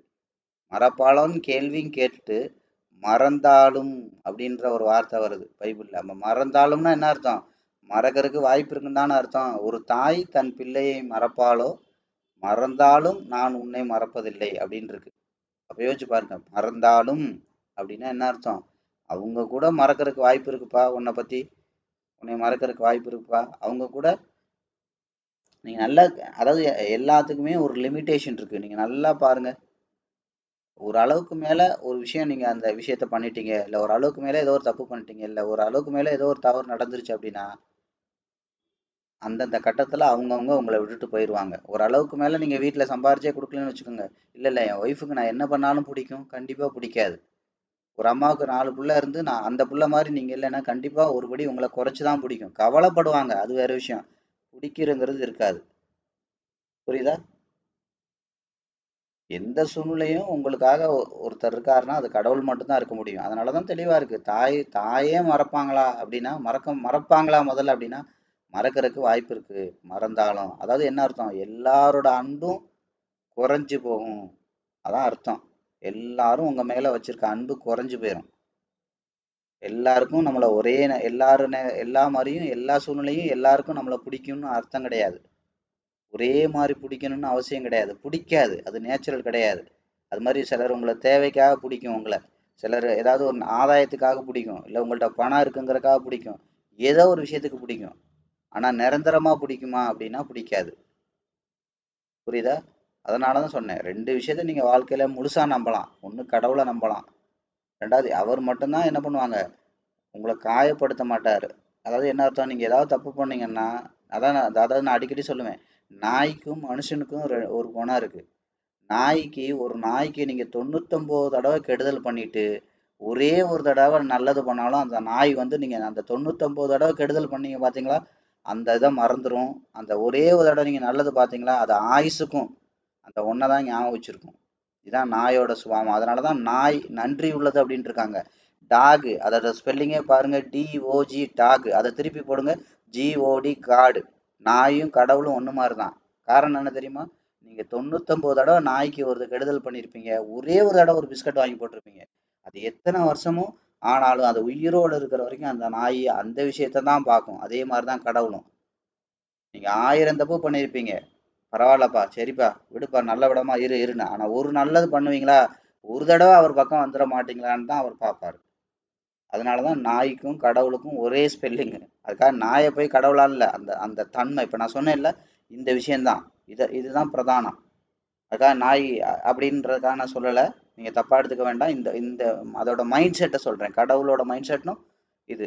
அதாவது என்ன அர்த்தம்? 99 தடவ நீங்க ஒரு நாய்க்கு தப்பு பண்ணியிருந்தாலும், அடிச்சு விரட்டியிருந்தாலும், ஒரு தடவ நீங்க அதுக்கு ஒரு பிஸ்கட் வாங்கி போட்டீங்கன்னா, அது சாகுற வரைக்கும் அந்த ஒரு தடவ பிஸ்கட் வாங்கி போட்டதா ஞாபகம் வச்சுக்கிரும்.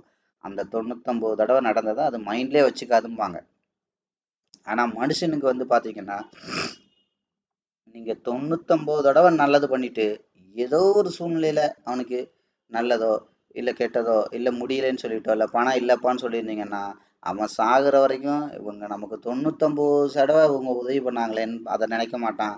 அந்த ஒண்ண மட்டும் தான் ஊரெங்கும் சொல்லிக்கிட்டு திரிவான். அந்த ஒண்ணு தான் அவனுக்கு மனசுல இருக்கும். அதனால தான் சொல்லுவாங்க, "நன்றி கெட்ட மனிதனை விட நாய்கள் மேலடான்னு" பாட்டெல்லாம் பாடி வச்சிருக்காங்க பாருங்க. இதான் சைக்காலஜி. உண்ம அது. நான் பொய் சொல்லல. இதுதான் உண்மை. அதான் நான் ஸ்பெல்லிங்கே சொல்லிட்டேன் பாருங்க. கடவுளுக்கு என்ன ஸ்பெல்லிங் வருதோ, அது அப்படியே தலைகீழா நாய்க்கு இருக்கு. அது மாரி நன்றி அப்படின்னாலே நாய தான் சொல்லுவாங்க. காரணம் என்ன தெரியுமா? 99 தடவ நீங்க நாய்க்கு கெடுதல் பண்ணியிருந்தாலும், ஒரே ஒரு தடவ நல்லது பண்ணீங்கன்னா, அது சாகுற வரைக்கும் அதான் ஞாபகம் வச்சுக்கும். ஆனா மனுஷனுக்கு நீங்க 99 தடவ நல்லது பண்ணி ஏதோ ஒரு சூழ்நிலையினால, ஒரு தடவ அத பண்ண முடியாம விட்டுட்டீங்க அப்படின்னாலும், அந்த மனுஷன் சாகுற வரைக்கும் அந்த ஒண்ண தான் சொல்லுவானே ஒழிய, அந்த 99 சொல்லவே மாட்டான். அதனால தான் சொன்னேன். எல்லாரோட அன்பும் குறைஞ்சு போயிரும். எல்லாரோட அன்பும் காணாம போயிரும். ஆனா கடவுளோட அன்பு மட்டும்தான் நிரந்தரமா இருக்கும். நீங்க எந்த சூழ்நிலையிலும் அப்பா, அம்மா, காசு, பணம், சொந்தம், பந்தம், பவர், படிப்பு எல்லாமே ஒரு கட்டத்துக்கு மேல செல்லா காசு தான். நீங்க அதாவது என்ன அர்த்தம்? நீங்க நம்பி ஒருத்தர்ட்ட உங்கள பத்தி நீங்க முழுசா சொல்லலாம்னா, கடவுள்ட்ட மட்டும் தான் சொல்ல முடியும். வேற யார்ட்ட சொன்னாலும் என்ன பண்ணுவான்? அவன் ஏதோ ஒரு சூழ்நிலை கிண்டல் பண்ணுவான். இல்ல அடுத்தவங்கள்ட்ட போய் சொல்லுவான். இல்ல அத புரிஞ்சுக்க மாட்டான். இல்ல உங்களோட இடத்துல இருந்து யோசிக்க மாட்டான். உங்கள உலகத்திலே அதாவது என்ன அர்த்தம்? ஒரு கார தயாரிச்சவர் தான் அதோட எல்லாத்தையும் தெரியும் அவருக்கு. அதே மாரி உங்கள படைச்சவருக்கு மட்டும்தான் உங்கள பத்தின அத்தன விஷயமும் தெரியும். அப்ப நீங்க வாழ்க்கையில 2 பேர உறுதியா நம்பலாம். ஒண்ணு கடவுள நம்பலாம். 2வது உங்கள நம்பலாம். ஏன்னா, அதுக்கான சூழ்நிலை என்னன்றது உங்களுக்கு மட்டும் தான் தெரியும். இப்ப எதுக்காக சொல்ல வந்தோம்? ஆட்டோமேட்டிக்கா. புரியுதுங்களா? அப்ப என்ன பண்றது? கவனிங்க. இப்போ இங்கேருந்து வேகமா வர்ற மார்க்கெட் வந்து பார்த்தீங்க அப்படின்னா, இந்த இடம் வரைக்கும் தான் வரும். வேகமா வருதுன்னா, அதான் அர்த்தம். வேகமா வருதுனாலே ஆட்டோமேட்டிக்கா என்ன ஆகும்? அது செட்டில் ஆக போகுது. அது ரொம்ப பயம் காட்டுவாங்க. நான் சொன்னேன்ல, ரொம்ப மேல இருந்து வர்ற கத்தி மாரி. நீங்க என்ன பண்ணுங்க, அத விட்டுருங்க. அதுலருந்து விலகி நில்லுங்க. அதான் நான் சொன்னேன் இல்லையா? நீங்க என்ன சூழ்நிலையும் நீங்க தோத்து போயிட்டேன்னு நினைக்க வேண்டாம்னு நான் சொன்ன மாரி. என்ன பண்ணுங்க, ஆட்டோமேட்டிக்கா இத விட்டு விலகிருங்க. இங்க பவுண்டரி இருக்கு. அப்ப என்ன பண்ணும்? ஒண்ணு பவுண்டரிக்கு வரட்டும். ஆட்டோமேட்டிக்கா இல்லன்னா என்ன பண்ணும்? ஆட்டோமேட்டிக்கா அடுத்தடுத்த விஷயங்கள அது பண்ணதுக்கப்புறம், அந்த பவுண்டரில என்ன மாரி மூவ் ஆகுது அப்படின்னு வச்சு, அப்ப கேண்டில் அனாலிசிஸ் இதெல்லாம் வச்சு நீங்க கிளியர் பண்ணிக்கலாம். சரியா? ஓகே. இப்ப கவனிங்க. அப்ப 5 மினிட் படி எங்க இருக்கு? அதிகபட்சம் ஹை இங்க இருக்கு, லோ இங்க இருக்கு. சரி. இப்ப இது மேல தான் போகுது. இப்ப விஷயத்துக்கு வருவோம். இப்ப இது மேல தான் போகுதுன்னா என்ன பண்ணக்கூடாது? இப்ப இங்க இருந்து இப்ப பையர் கொண்டு போயிட்டு இருக்காங்க. அப்ப இது மேல தான் போகுதுன்னா என்ன பண்ணக்கூடாது? இந்த 50% லைன தாண்டி கீழ வரக்கூடாது. அதான் அர்த்தம். இவ்வளவு தூரம் போயிருக்கு. அப்ப இது மேல தான் போகுதுன்னா, நான் சொன்னேன் இல்லையா? அப்ப இங்க ஒரு 50% லைன் இருக்கு. இங்க ஒரு லைன் இருக்கு. அப்ப 2க்கு மேற்பட்ட லைன் இருக்குன்னா, அத உடைக்கிறது சிரமம் அப்படின்னு நான் சொன்னேன்.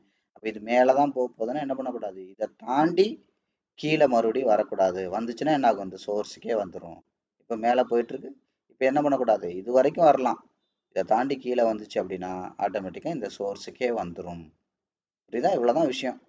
இப்படி மார்க்கெட்ட வந்து நீங்க கொஞ்சம் கொஞ்சமா உடைச்சு பார்க்க பார்க்க உங்களுக்கு என்ன ஆகும்? கிளியர் கட்டான ஐடியா கிடைச்சிரும். கவனிங்க. அடுத்து என்ன பண்ணுங்க? ஆட்டோமேட்டிக்கா இதை ரீட் பண்ணுங்க. 1 மினிட். 1 மினிட்ல இப்போ கிளியரா தெரியுது பாருங்க. இங்க இந்த ஹை அண்ட் லோவுக்கு டிராப் பண்ணியிருக்கோம். இங்க இருக்கு. இப்போ இங்க இருந்து இங்க கொண்டு வந்திருக்காங்க. அப்ப இது இன்னும் மேலதான் போக போகுது அப்படின்னா கவனிங்க. மொத்தம் மொத்தம் தெரியுதா? 1 2 3 3 பச்சை கலர் கேண்டில் இருக்கு. அப்ப இதுதான் பவுண்டரி.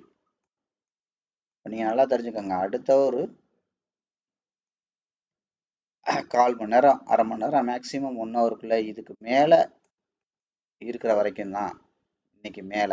இதுக்கு கீழே வந்தா கீழே தான். அப்ப இதுக்கு மேல பாடி பவுண்டரி இங்க இருக்கு, கீழே பவுண்டரி இங்க இருக்கு. அப்ப என்ன பண்ணுங்க? இதுதான் பவுண்டரி. இந்த 4 மணி நேரத்துல இதுக்கு மேல மார்க்கெட் போனா மட்டும்தான் மேல போகும். என்ன இப்ப இப்ப புரியுதா உங்களுக்கு? மேல போய் அந்த 15 நிமிஷம் இதெல்லாம் இடிச்சிட்டு மறுபடியும் கீழே வரும்.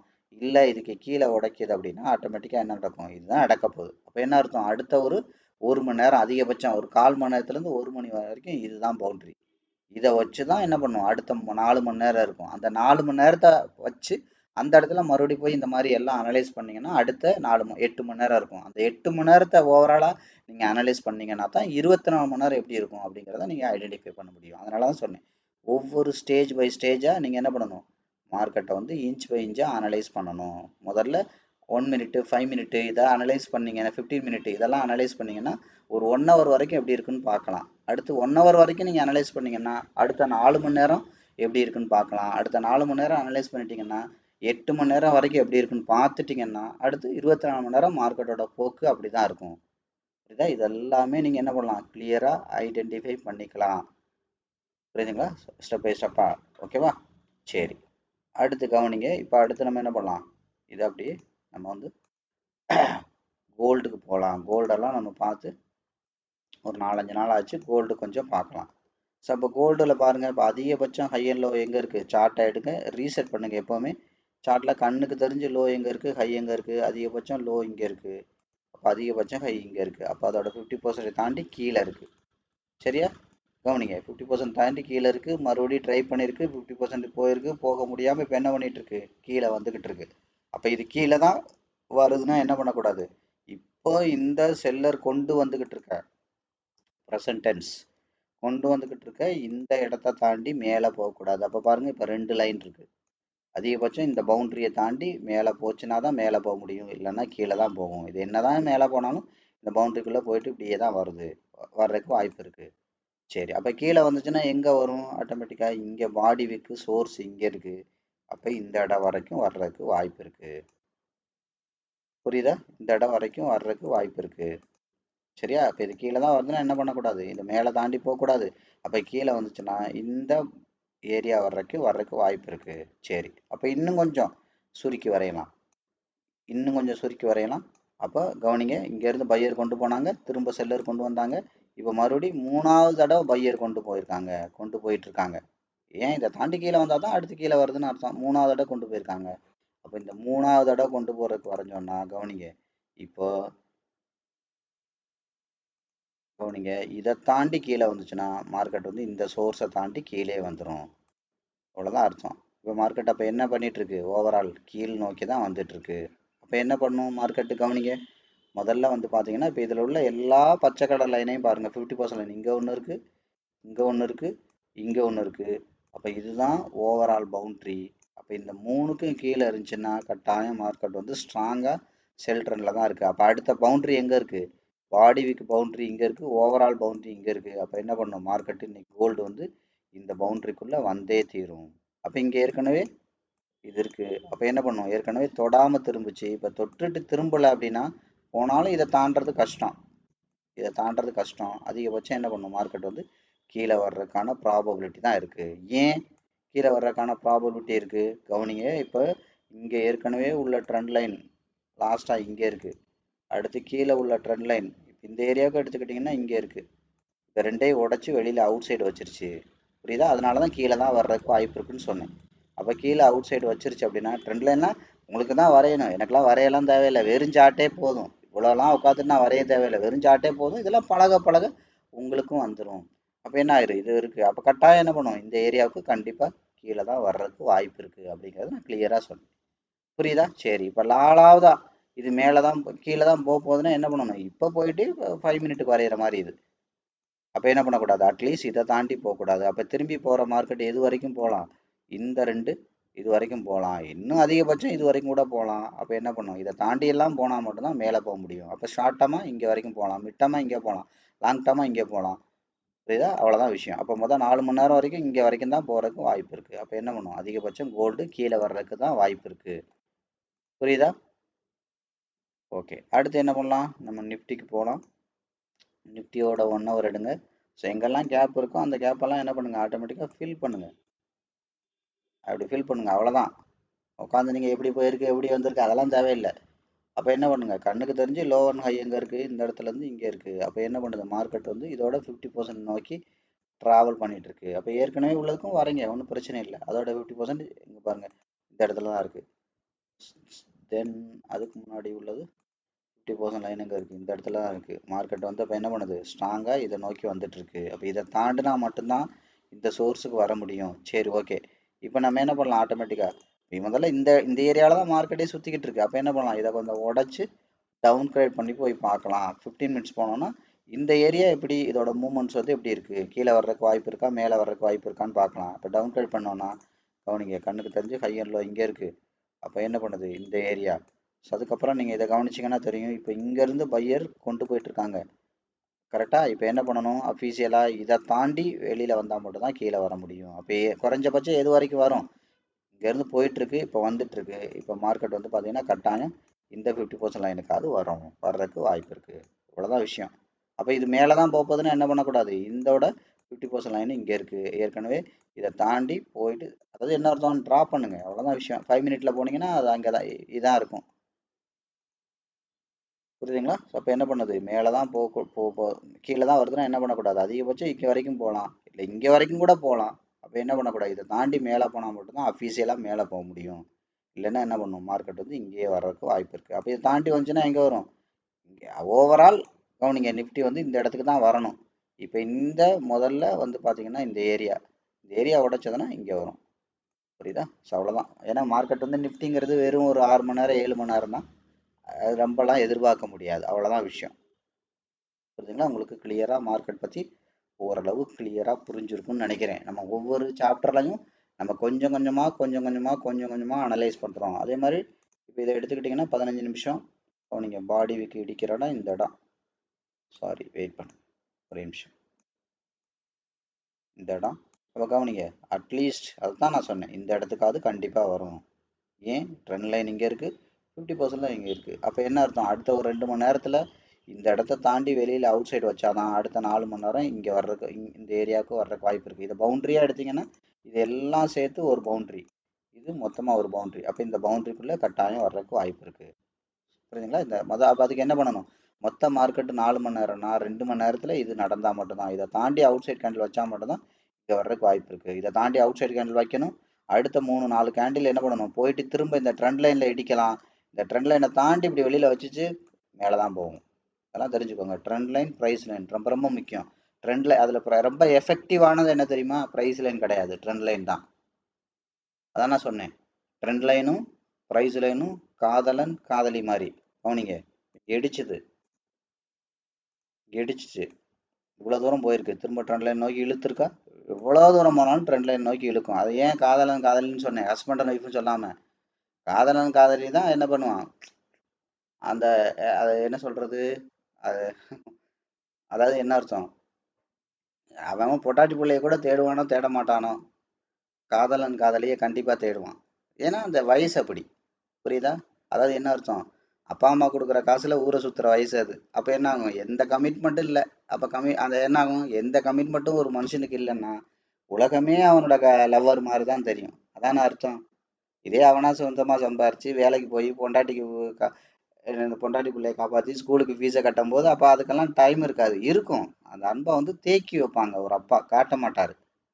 ஏன்னா அதாவது என்ன அர்த்தம், அதெல்லாம் உட்காந்து காட்ட மாட்டாங்க. காட்டினாதான் அன்புன்ற மாதிரி இல்லை, அவங்க காட்ட தெரியாது. அதிகபட்சம் ஜென்ரலாகவே ஜென்ஸுக்கு காட்ட தெரியாது.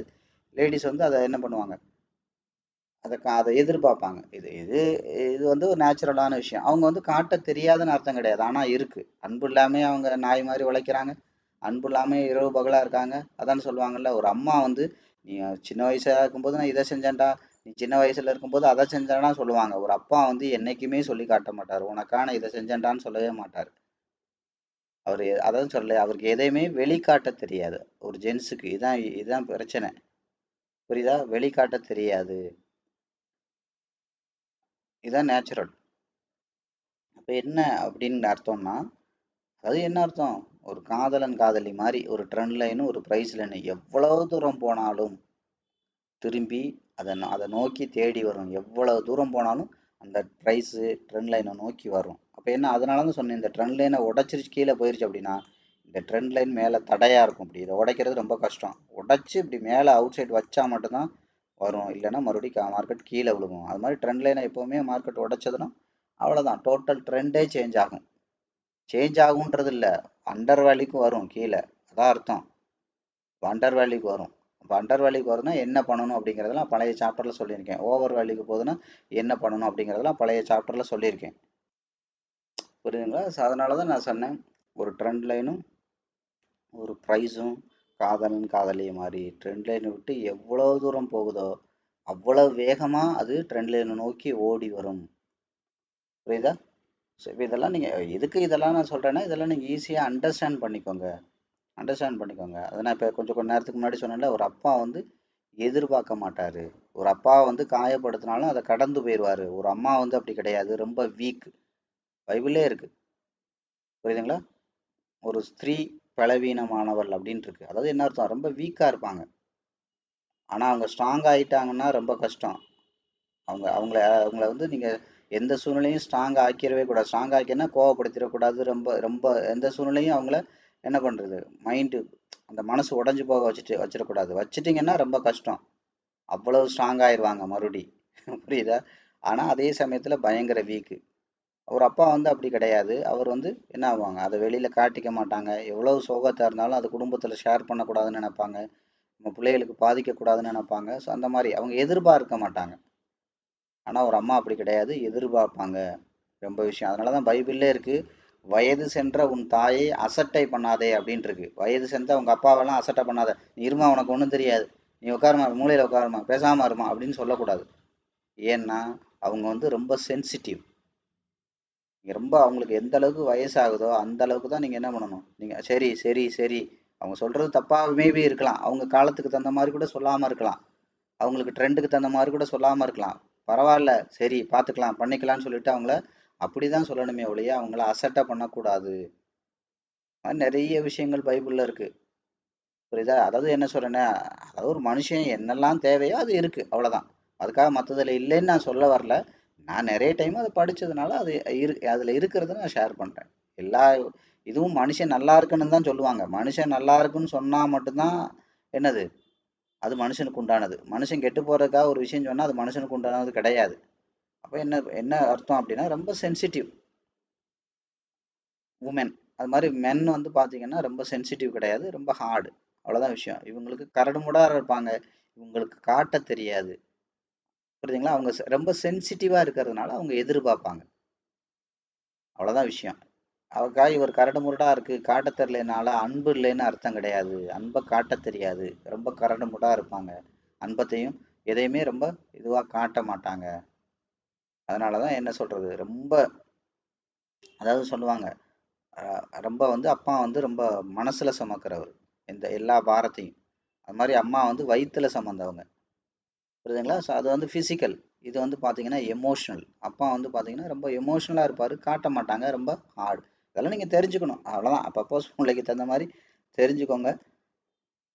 புரியுதுங்களா? சும்மா அப்படியே பணம் பணம் பணம் பணம் பண்ணணும் அப்படின்னு இல்லை, பணத்தை மட்டுமே தேடி ஓடிடக்கூடாது. பணம் தேவை, புரியுதுங்களா? ஆனால் பணம் மட்டுமே லைஃப் கிடையாது. யாருக்காக பணம் சம்பாதிக்கிறோங்கிறது இருக்குது. ஸோ அது ரொம்ப ரொம்ப முக்கியமான விஷயங்கள். அப்போ என்ன பண்ணுங்கள், இப்போ இந்த ட்ரெண்ட் லைனை உடைச்சது அப்படின்னா மார்க்கெட் வந்து என்ன ஆகும், அடுத்து ப்ரைஸ் லைனுக்கு வரும். மறுபடியும் ட்ரெண்ட் லைன், மறுபடியும் ப்ரைஸ் லைன், மறுபடியும் ட்ரெண்ட் லைன், ப்ரைஸ் லைன். அப்போ மறுபடியும் ட்ரெண்ட் லைன் எங்கே இருந்து வரும்? இப்போ 1 மினிட் இருக்குன்னா 1 மினிட்டுக்கு ஒரு ட்ரெண்ட் லைன் வரைஞ்சிட்டிங்க அப்படின்னா, அதை உடச்சிருச்சு அப்படின்னா என்ன பண்ணணும், அடுத்து போயிட்டு அப்கிரேட் பண்ணி 5 மினிட்டுக்கு வரையணும் ட்ரெண்ட் லைன். அடுத்து அதையும் உடச்சிருச்சு அப்படின்னா என்ன பண்ணணும், 15 மினிட்டுக்கு வரையணும். இப்போ உதாரணத்துக்கு இப்படி சொல்கிறேனே, கவனிங்க. இந்த டவுட்டெல்லாம் இருக்கலாம், ட்ரெண்ட் லைனை உடச்சா ப்ரைஸ் லைன், ப்ரைஸ் லைன், இதெல்லாம் ஏற்கனவே சொன்னதான் நான் கொஞ்சம் ஞாபகப்படுத்துகிறேன். இப்போ பாருங்க, 1 மினிட் இந்த இடத்துல இருக்குது. அப்போ இந்த இடத்துல இருக்குன்னா 1 மினிட் இந்த ட்ரெண்ட் லைனை உடச்சா என்ன ஆகும், ஆட்டோமேட்டிக்காக கவனிங்க. எல்லாத்தையும் கிளியர் பண்ணி சொல்கிறேன். முதல்ல இதுக்கு பவுண்டரி வரைவீங்க, அதிகபட்சம் ஹை அண்ட் லோ இப்படி. சரி, இப்போ இந்த ட்ரெண்ட் லைன் இப்படி இது போய் எங்கே அடிக்குது, ஹை இங்கே இருக்குது, இங்கே அடிக்குது. அப்போ இங்கே அடிச்சுன்னா இதை உடச்சா எங்கே வரும், இந்த 50% லைன். அப்போ இதை உடச்சுன்னா கீழே எங்கே போகும், அடுத்து ப்ரைஸ் லைன் கீழே இருக்கும், 50 இருக்குது, 75 இருக்கும். அப்போ ட்ரெண்ட் லைன் எங்கே இருக்கும், அப்போ எங்கே இருக்குது ட்ரெண்ட் லைனு அப்படின்னா இப்போ எங்கே போகணும், ஆட்டோமேட்டிக்காக 15 மினிட்ஸ்னா அடுத்து 1 ஹவர் போகணும். 1 ஹவர் போனீங்கன்னா இப்போ தெரியும். இப்போ அதிகபட்ச லோ இங்கே இருக்குது, இங்கே இருக்குது. அப்போ என்ன பண்ணும், இந்த லோவில் இப்படி இடிக்குது, இது நேரம் இப்படி கொண்டு வாங்க. இந்த லோவில் வந்து எங்கே இடிக்குது, இங்கே இடிச்சிருச்சு, அவ்வளோதான். அப்போ என்ன ஆகுது, இதை உடச்சா அடுத்து எங்கே இருக்குது, இங்கே இருக்குது. இப்படி trend line, price line, trend line, price line இப்படி போயிட்டே இருக்கும். இல்லைன்னா நீங்கள் என்ன பண்ணலாம், ஆட்டோமேட்டிக்காக இந்த ட்ரெண்ட் லைனை இப்படி நகட்டி நகட்டி கீழே கீழே கொண்டு வரலாம். பட் அது அவ்வளோவா நகட்டி நகட்டி கொண்டு வரது அவ்வளோவா வேலை செய்யாது. புரியுதுங்களா? எப்போவுமே வந்து பார்த்தீங்கன்னா ட்ரெண்டுங்கிறது முடிஞ்சு போன மார்க்கெட்டு கரண்ட் ட்ரெண்டு கன்வர்ஷன் ஆகுதான்னு பார்க்கறதுக்கு தான். அது மாதிரி ட்ரெண்டை உடச்சா மார்க்கெட் மேலே தான் போகும் அப்படிலாம் கிடையாது. ட்ரெண்டை உடச்சிட்டு மார்க்கெட்டை அங்கேருந்து ரிவர்ஸ் ஆகி மறுபடியும் ட்ரெண்ட் லைனை உடச்சி உள்ளுக்குள்ளேயும் வரலாம். 10க்கு 7 தடவை உள்ளுக்குள்ளே தான் வரும், 3 தடவை மட்டும்தான் மேலே போகும். அது எந்த இடம்னா ப்ரைஸ் ஆஃப் அட்ராக்ஷன் இருக்கிற சோனில் மட்டும்தான் உடச்சி மேலே போகும்.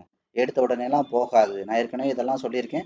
இப்படி மேலே வர்ற மார்க்கெட்டு இப்படி வரும், இப்படி வி பேட்டர்னில் 50% போய் தொடும், மறுபடி வரும், இந்த மொத்தத்துக்கும் 50 கூட தொடும், மறுபடி வரும், இந்த மொத்தத்துக்கும் 25 வரைக்கும் தான் போகும், மறுபடி வரும், இந்த மொத்தத்துக்கும் 25 கூட போகாது, மறுபடி கீழே வந்து இதுக்கு முன்னாடி கீழே உடச்சி கீழே வந்துச்சு, இதை உடச்சி கீழே வந்துச்சு, இதை உடச்சி கீழே வந்துச்சு, இதை உடச்சி கீழே வந்துச்சு. இப்போ இதை உடைக்காம என்ன பண்ணும், மேலே போகும்.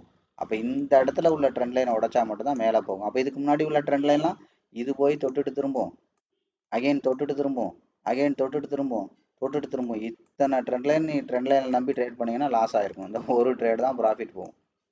இதெல்லாம் தெரிஞ்சுக்கிறணும். இதெல்லாம் சொல்லாமல் இதோட நேச்சர்லாம் சொல்லி தராமல் ட்ரெண்ட் லைனை பிரேக் பண்ணால் பை பண்ணணும், பை பண்ணணும், பை பண்ணணும்னு இப்படி உங்களை, அதானே சொல்கிறேன்ல, உங்களை பால்வாடியாகவே வச்சுட்டாங்க.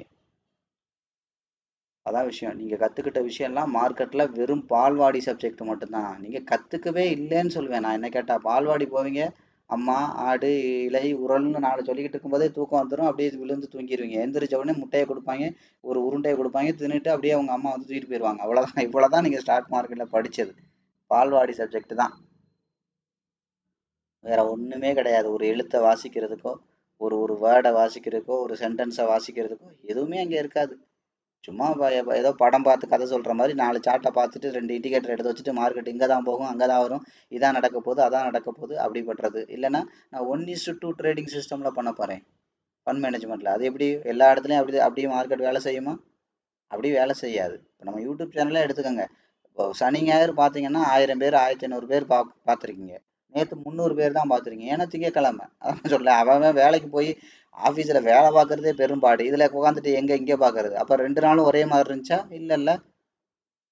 அப்போ அப்போ எல்லா நாளுமே ஒரே மாதிரி இருக்குமா? அது மாதிரி நான் ஹோட்டலுக்கு சொல்லியிருக்கேன், வெள்ளி சனி ஞாயிறு வியாபாரம் சூப்பராக இருக்கும், திங்கள் செய்ய சுத்தமாக இருக்காது. அப்போ எல்லா நாளும் ஒரே மாதிரி தயாரித்து வச்சா என்ன ஆகும், லாஸ் ஆகும். அதனால தான் சொன்னேன், நீங்கள் ஒரு சிஸ்டம் வச்சுக்கிட்டு மார்க்கெட்லாம் போக முடியாது. இங்கே நான் 10 பாயிண்ட்லேயே வெளியில் வந்துடுவேன், அப்படிலாம் வர முடியாது. புரியுதா? சில நேரம் 10 பாயிண்ட்டும் போகாது, சில நேரம் 100 பாயிண்ட்டும் போகும். அப்போ அந்த 100 போயில 100ஐயும் எடுக்க தெரியணும். 10 புகையில 10லையும் எடுக்க தெரியணும். அதான் சொன்னேன், இடத்துக்கு தகுந்த மாதிரி சூழ்நிலைக்கு தகுந்த மாதிரி ட்ரேடிங் சிஸ்டம் பண்ணணும். அதுக்கப்புறம் ஃபண்ட் மேனேஜ்மெண்ட் ரொம்ப ரொம்ப முக்கியம். நீங்கள் எவ்வளோ தப்பாக இருக்க ட்ரேடையும் ஃபண்ட் மேனேஜ்மெண்ட் சரியாக தெரிஞ்சுன்னா நீங்கள் அதை ப்ராஃபிட்டாக கொண்டு வந்துடலாம். டெக்னிக்கல் உங்களுக்கு தேவையில்லை, ஃபண்டமெண்டல் தேவையில்லை, எதுவுமே தேவையில்லை. ஃபண்ட் மேனேஜ்மெண்ட்டும் சைக்காலஜி இருந்தால் நீங்கள் ஜெயிச்சிடலாம். இந்த தொழிலுக்கு அதுதான் தேவை. எதுவுமே தேவையில்லைன்னா என்ன அர்த்தம்? ஃபண்ட் மேனேஜ்மெண்ட் மட்டும் தான் தேவை. பணத்தை எப்படி நிர்வாகம் பண்ணணும்னு தெரிஞ்சவன் மட்டும்தான் இதில் ஜெயிக்கிறான். நேற்று நான் குஜராத்தி மார்வாடி ஸ்டோரி சொன்னேன், அதில் பெரிய ரகசியங்கள்லாம் இருக்குது. நீங்கள் போய் திரும்ப திரும்ப கேளுங்க. அதில் நீங்கள் என்னைக்கு மார்ஜின் வாங்கி கடன் வாங்கி நீங்கள் பண்ணுறீங்களோ அன்னைக்கு நீங்கள் ₹1 கூட இந்த இண்டஸ்ட்ரியில் சம்பாதிக்க முடியாது. சம்பாதிக்கிற மாதிரி தெரியும், கடைசியில் மொத்தத்தையும் அவன்கிட்ட தான் கொடுத்துட்டு வருவீங்க. புரியுதா? அதிகமாக வட்டி வாங்கி அதிகமாக கடன் வாங்கி பண்ண தொழில் வளர்ந்ததா சரித்திரமே கிடையாது. சரித்திரமே கிடையாது. அதனால தான் சொன்னேன், இது தொழில். இது தொழில். கிடைக்குது அப்படிங்கிறதுக்காக கடன் வாங்காதீங்க. ஏன் அவன் அதை வச்சு பண்ணாமல் நம்மகிட்ட கொடுக்குறான்னு யோசிச்சிங்கன்னா நீங்கள் கடன் வாங்க மாட்டீங்க. அதுக்கான ஆன்சர் தெரிஞ்சிருச்சுன்னா நீங்கள் கடன் வாங்க மாட்டீங்க. அந்த கடன் கொடுக்குறவனுக்கு, அந்த புரோக்கருக்கு அது தொழில். கடன் வாங்குற உங்களுக்கு அது தொழில் கிடையாது. அதை வாங்குனீங்கன்னா அவன் தொழில் வளரும், உங்கள் தொழில் படுத்துரும். இதான் விஷயம். புரியுதா? அவன் தொழில் வளரும், உங்கள் தொழில் படுத்துரும்னா என்ன ஆயிரும்? மொத்தமாக தொடச்சிட்டு போய வேண்டியதான். சம்பாதிக்கிற மாதிரி தெரியும், சூப்பராக சம்பாதிப்பீங்க. 1,00,000 10 லட்சம் ஆகும். ஆனால் 10 லட்சத்தையும் வீடு ஒட்டிட்டு ஓட்டாண்டியா வீடு போய் சேருவீங்க. அது அப்படியே நிற்காது. அடுத்து 10 லட்சம் விட்டதை பிடிக்கணும், கடைசி வரைக்கும் நீங்கள் பிடிக்க முடியாமலே போயிடும்.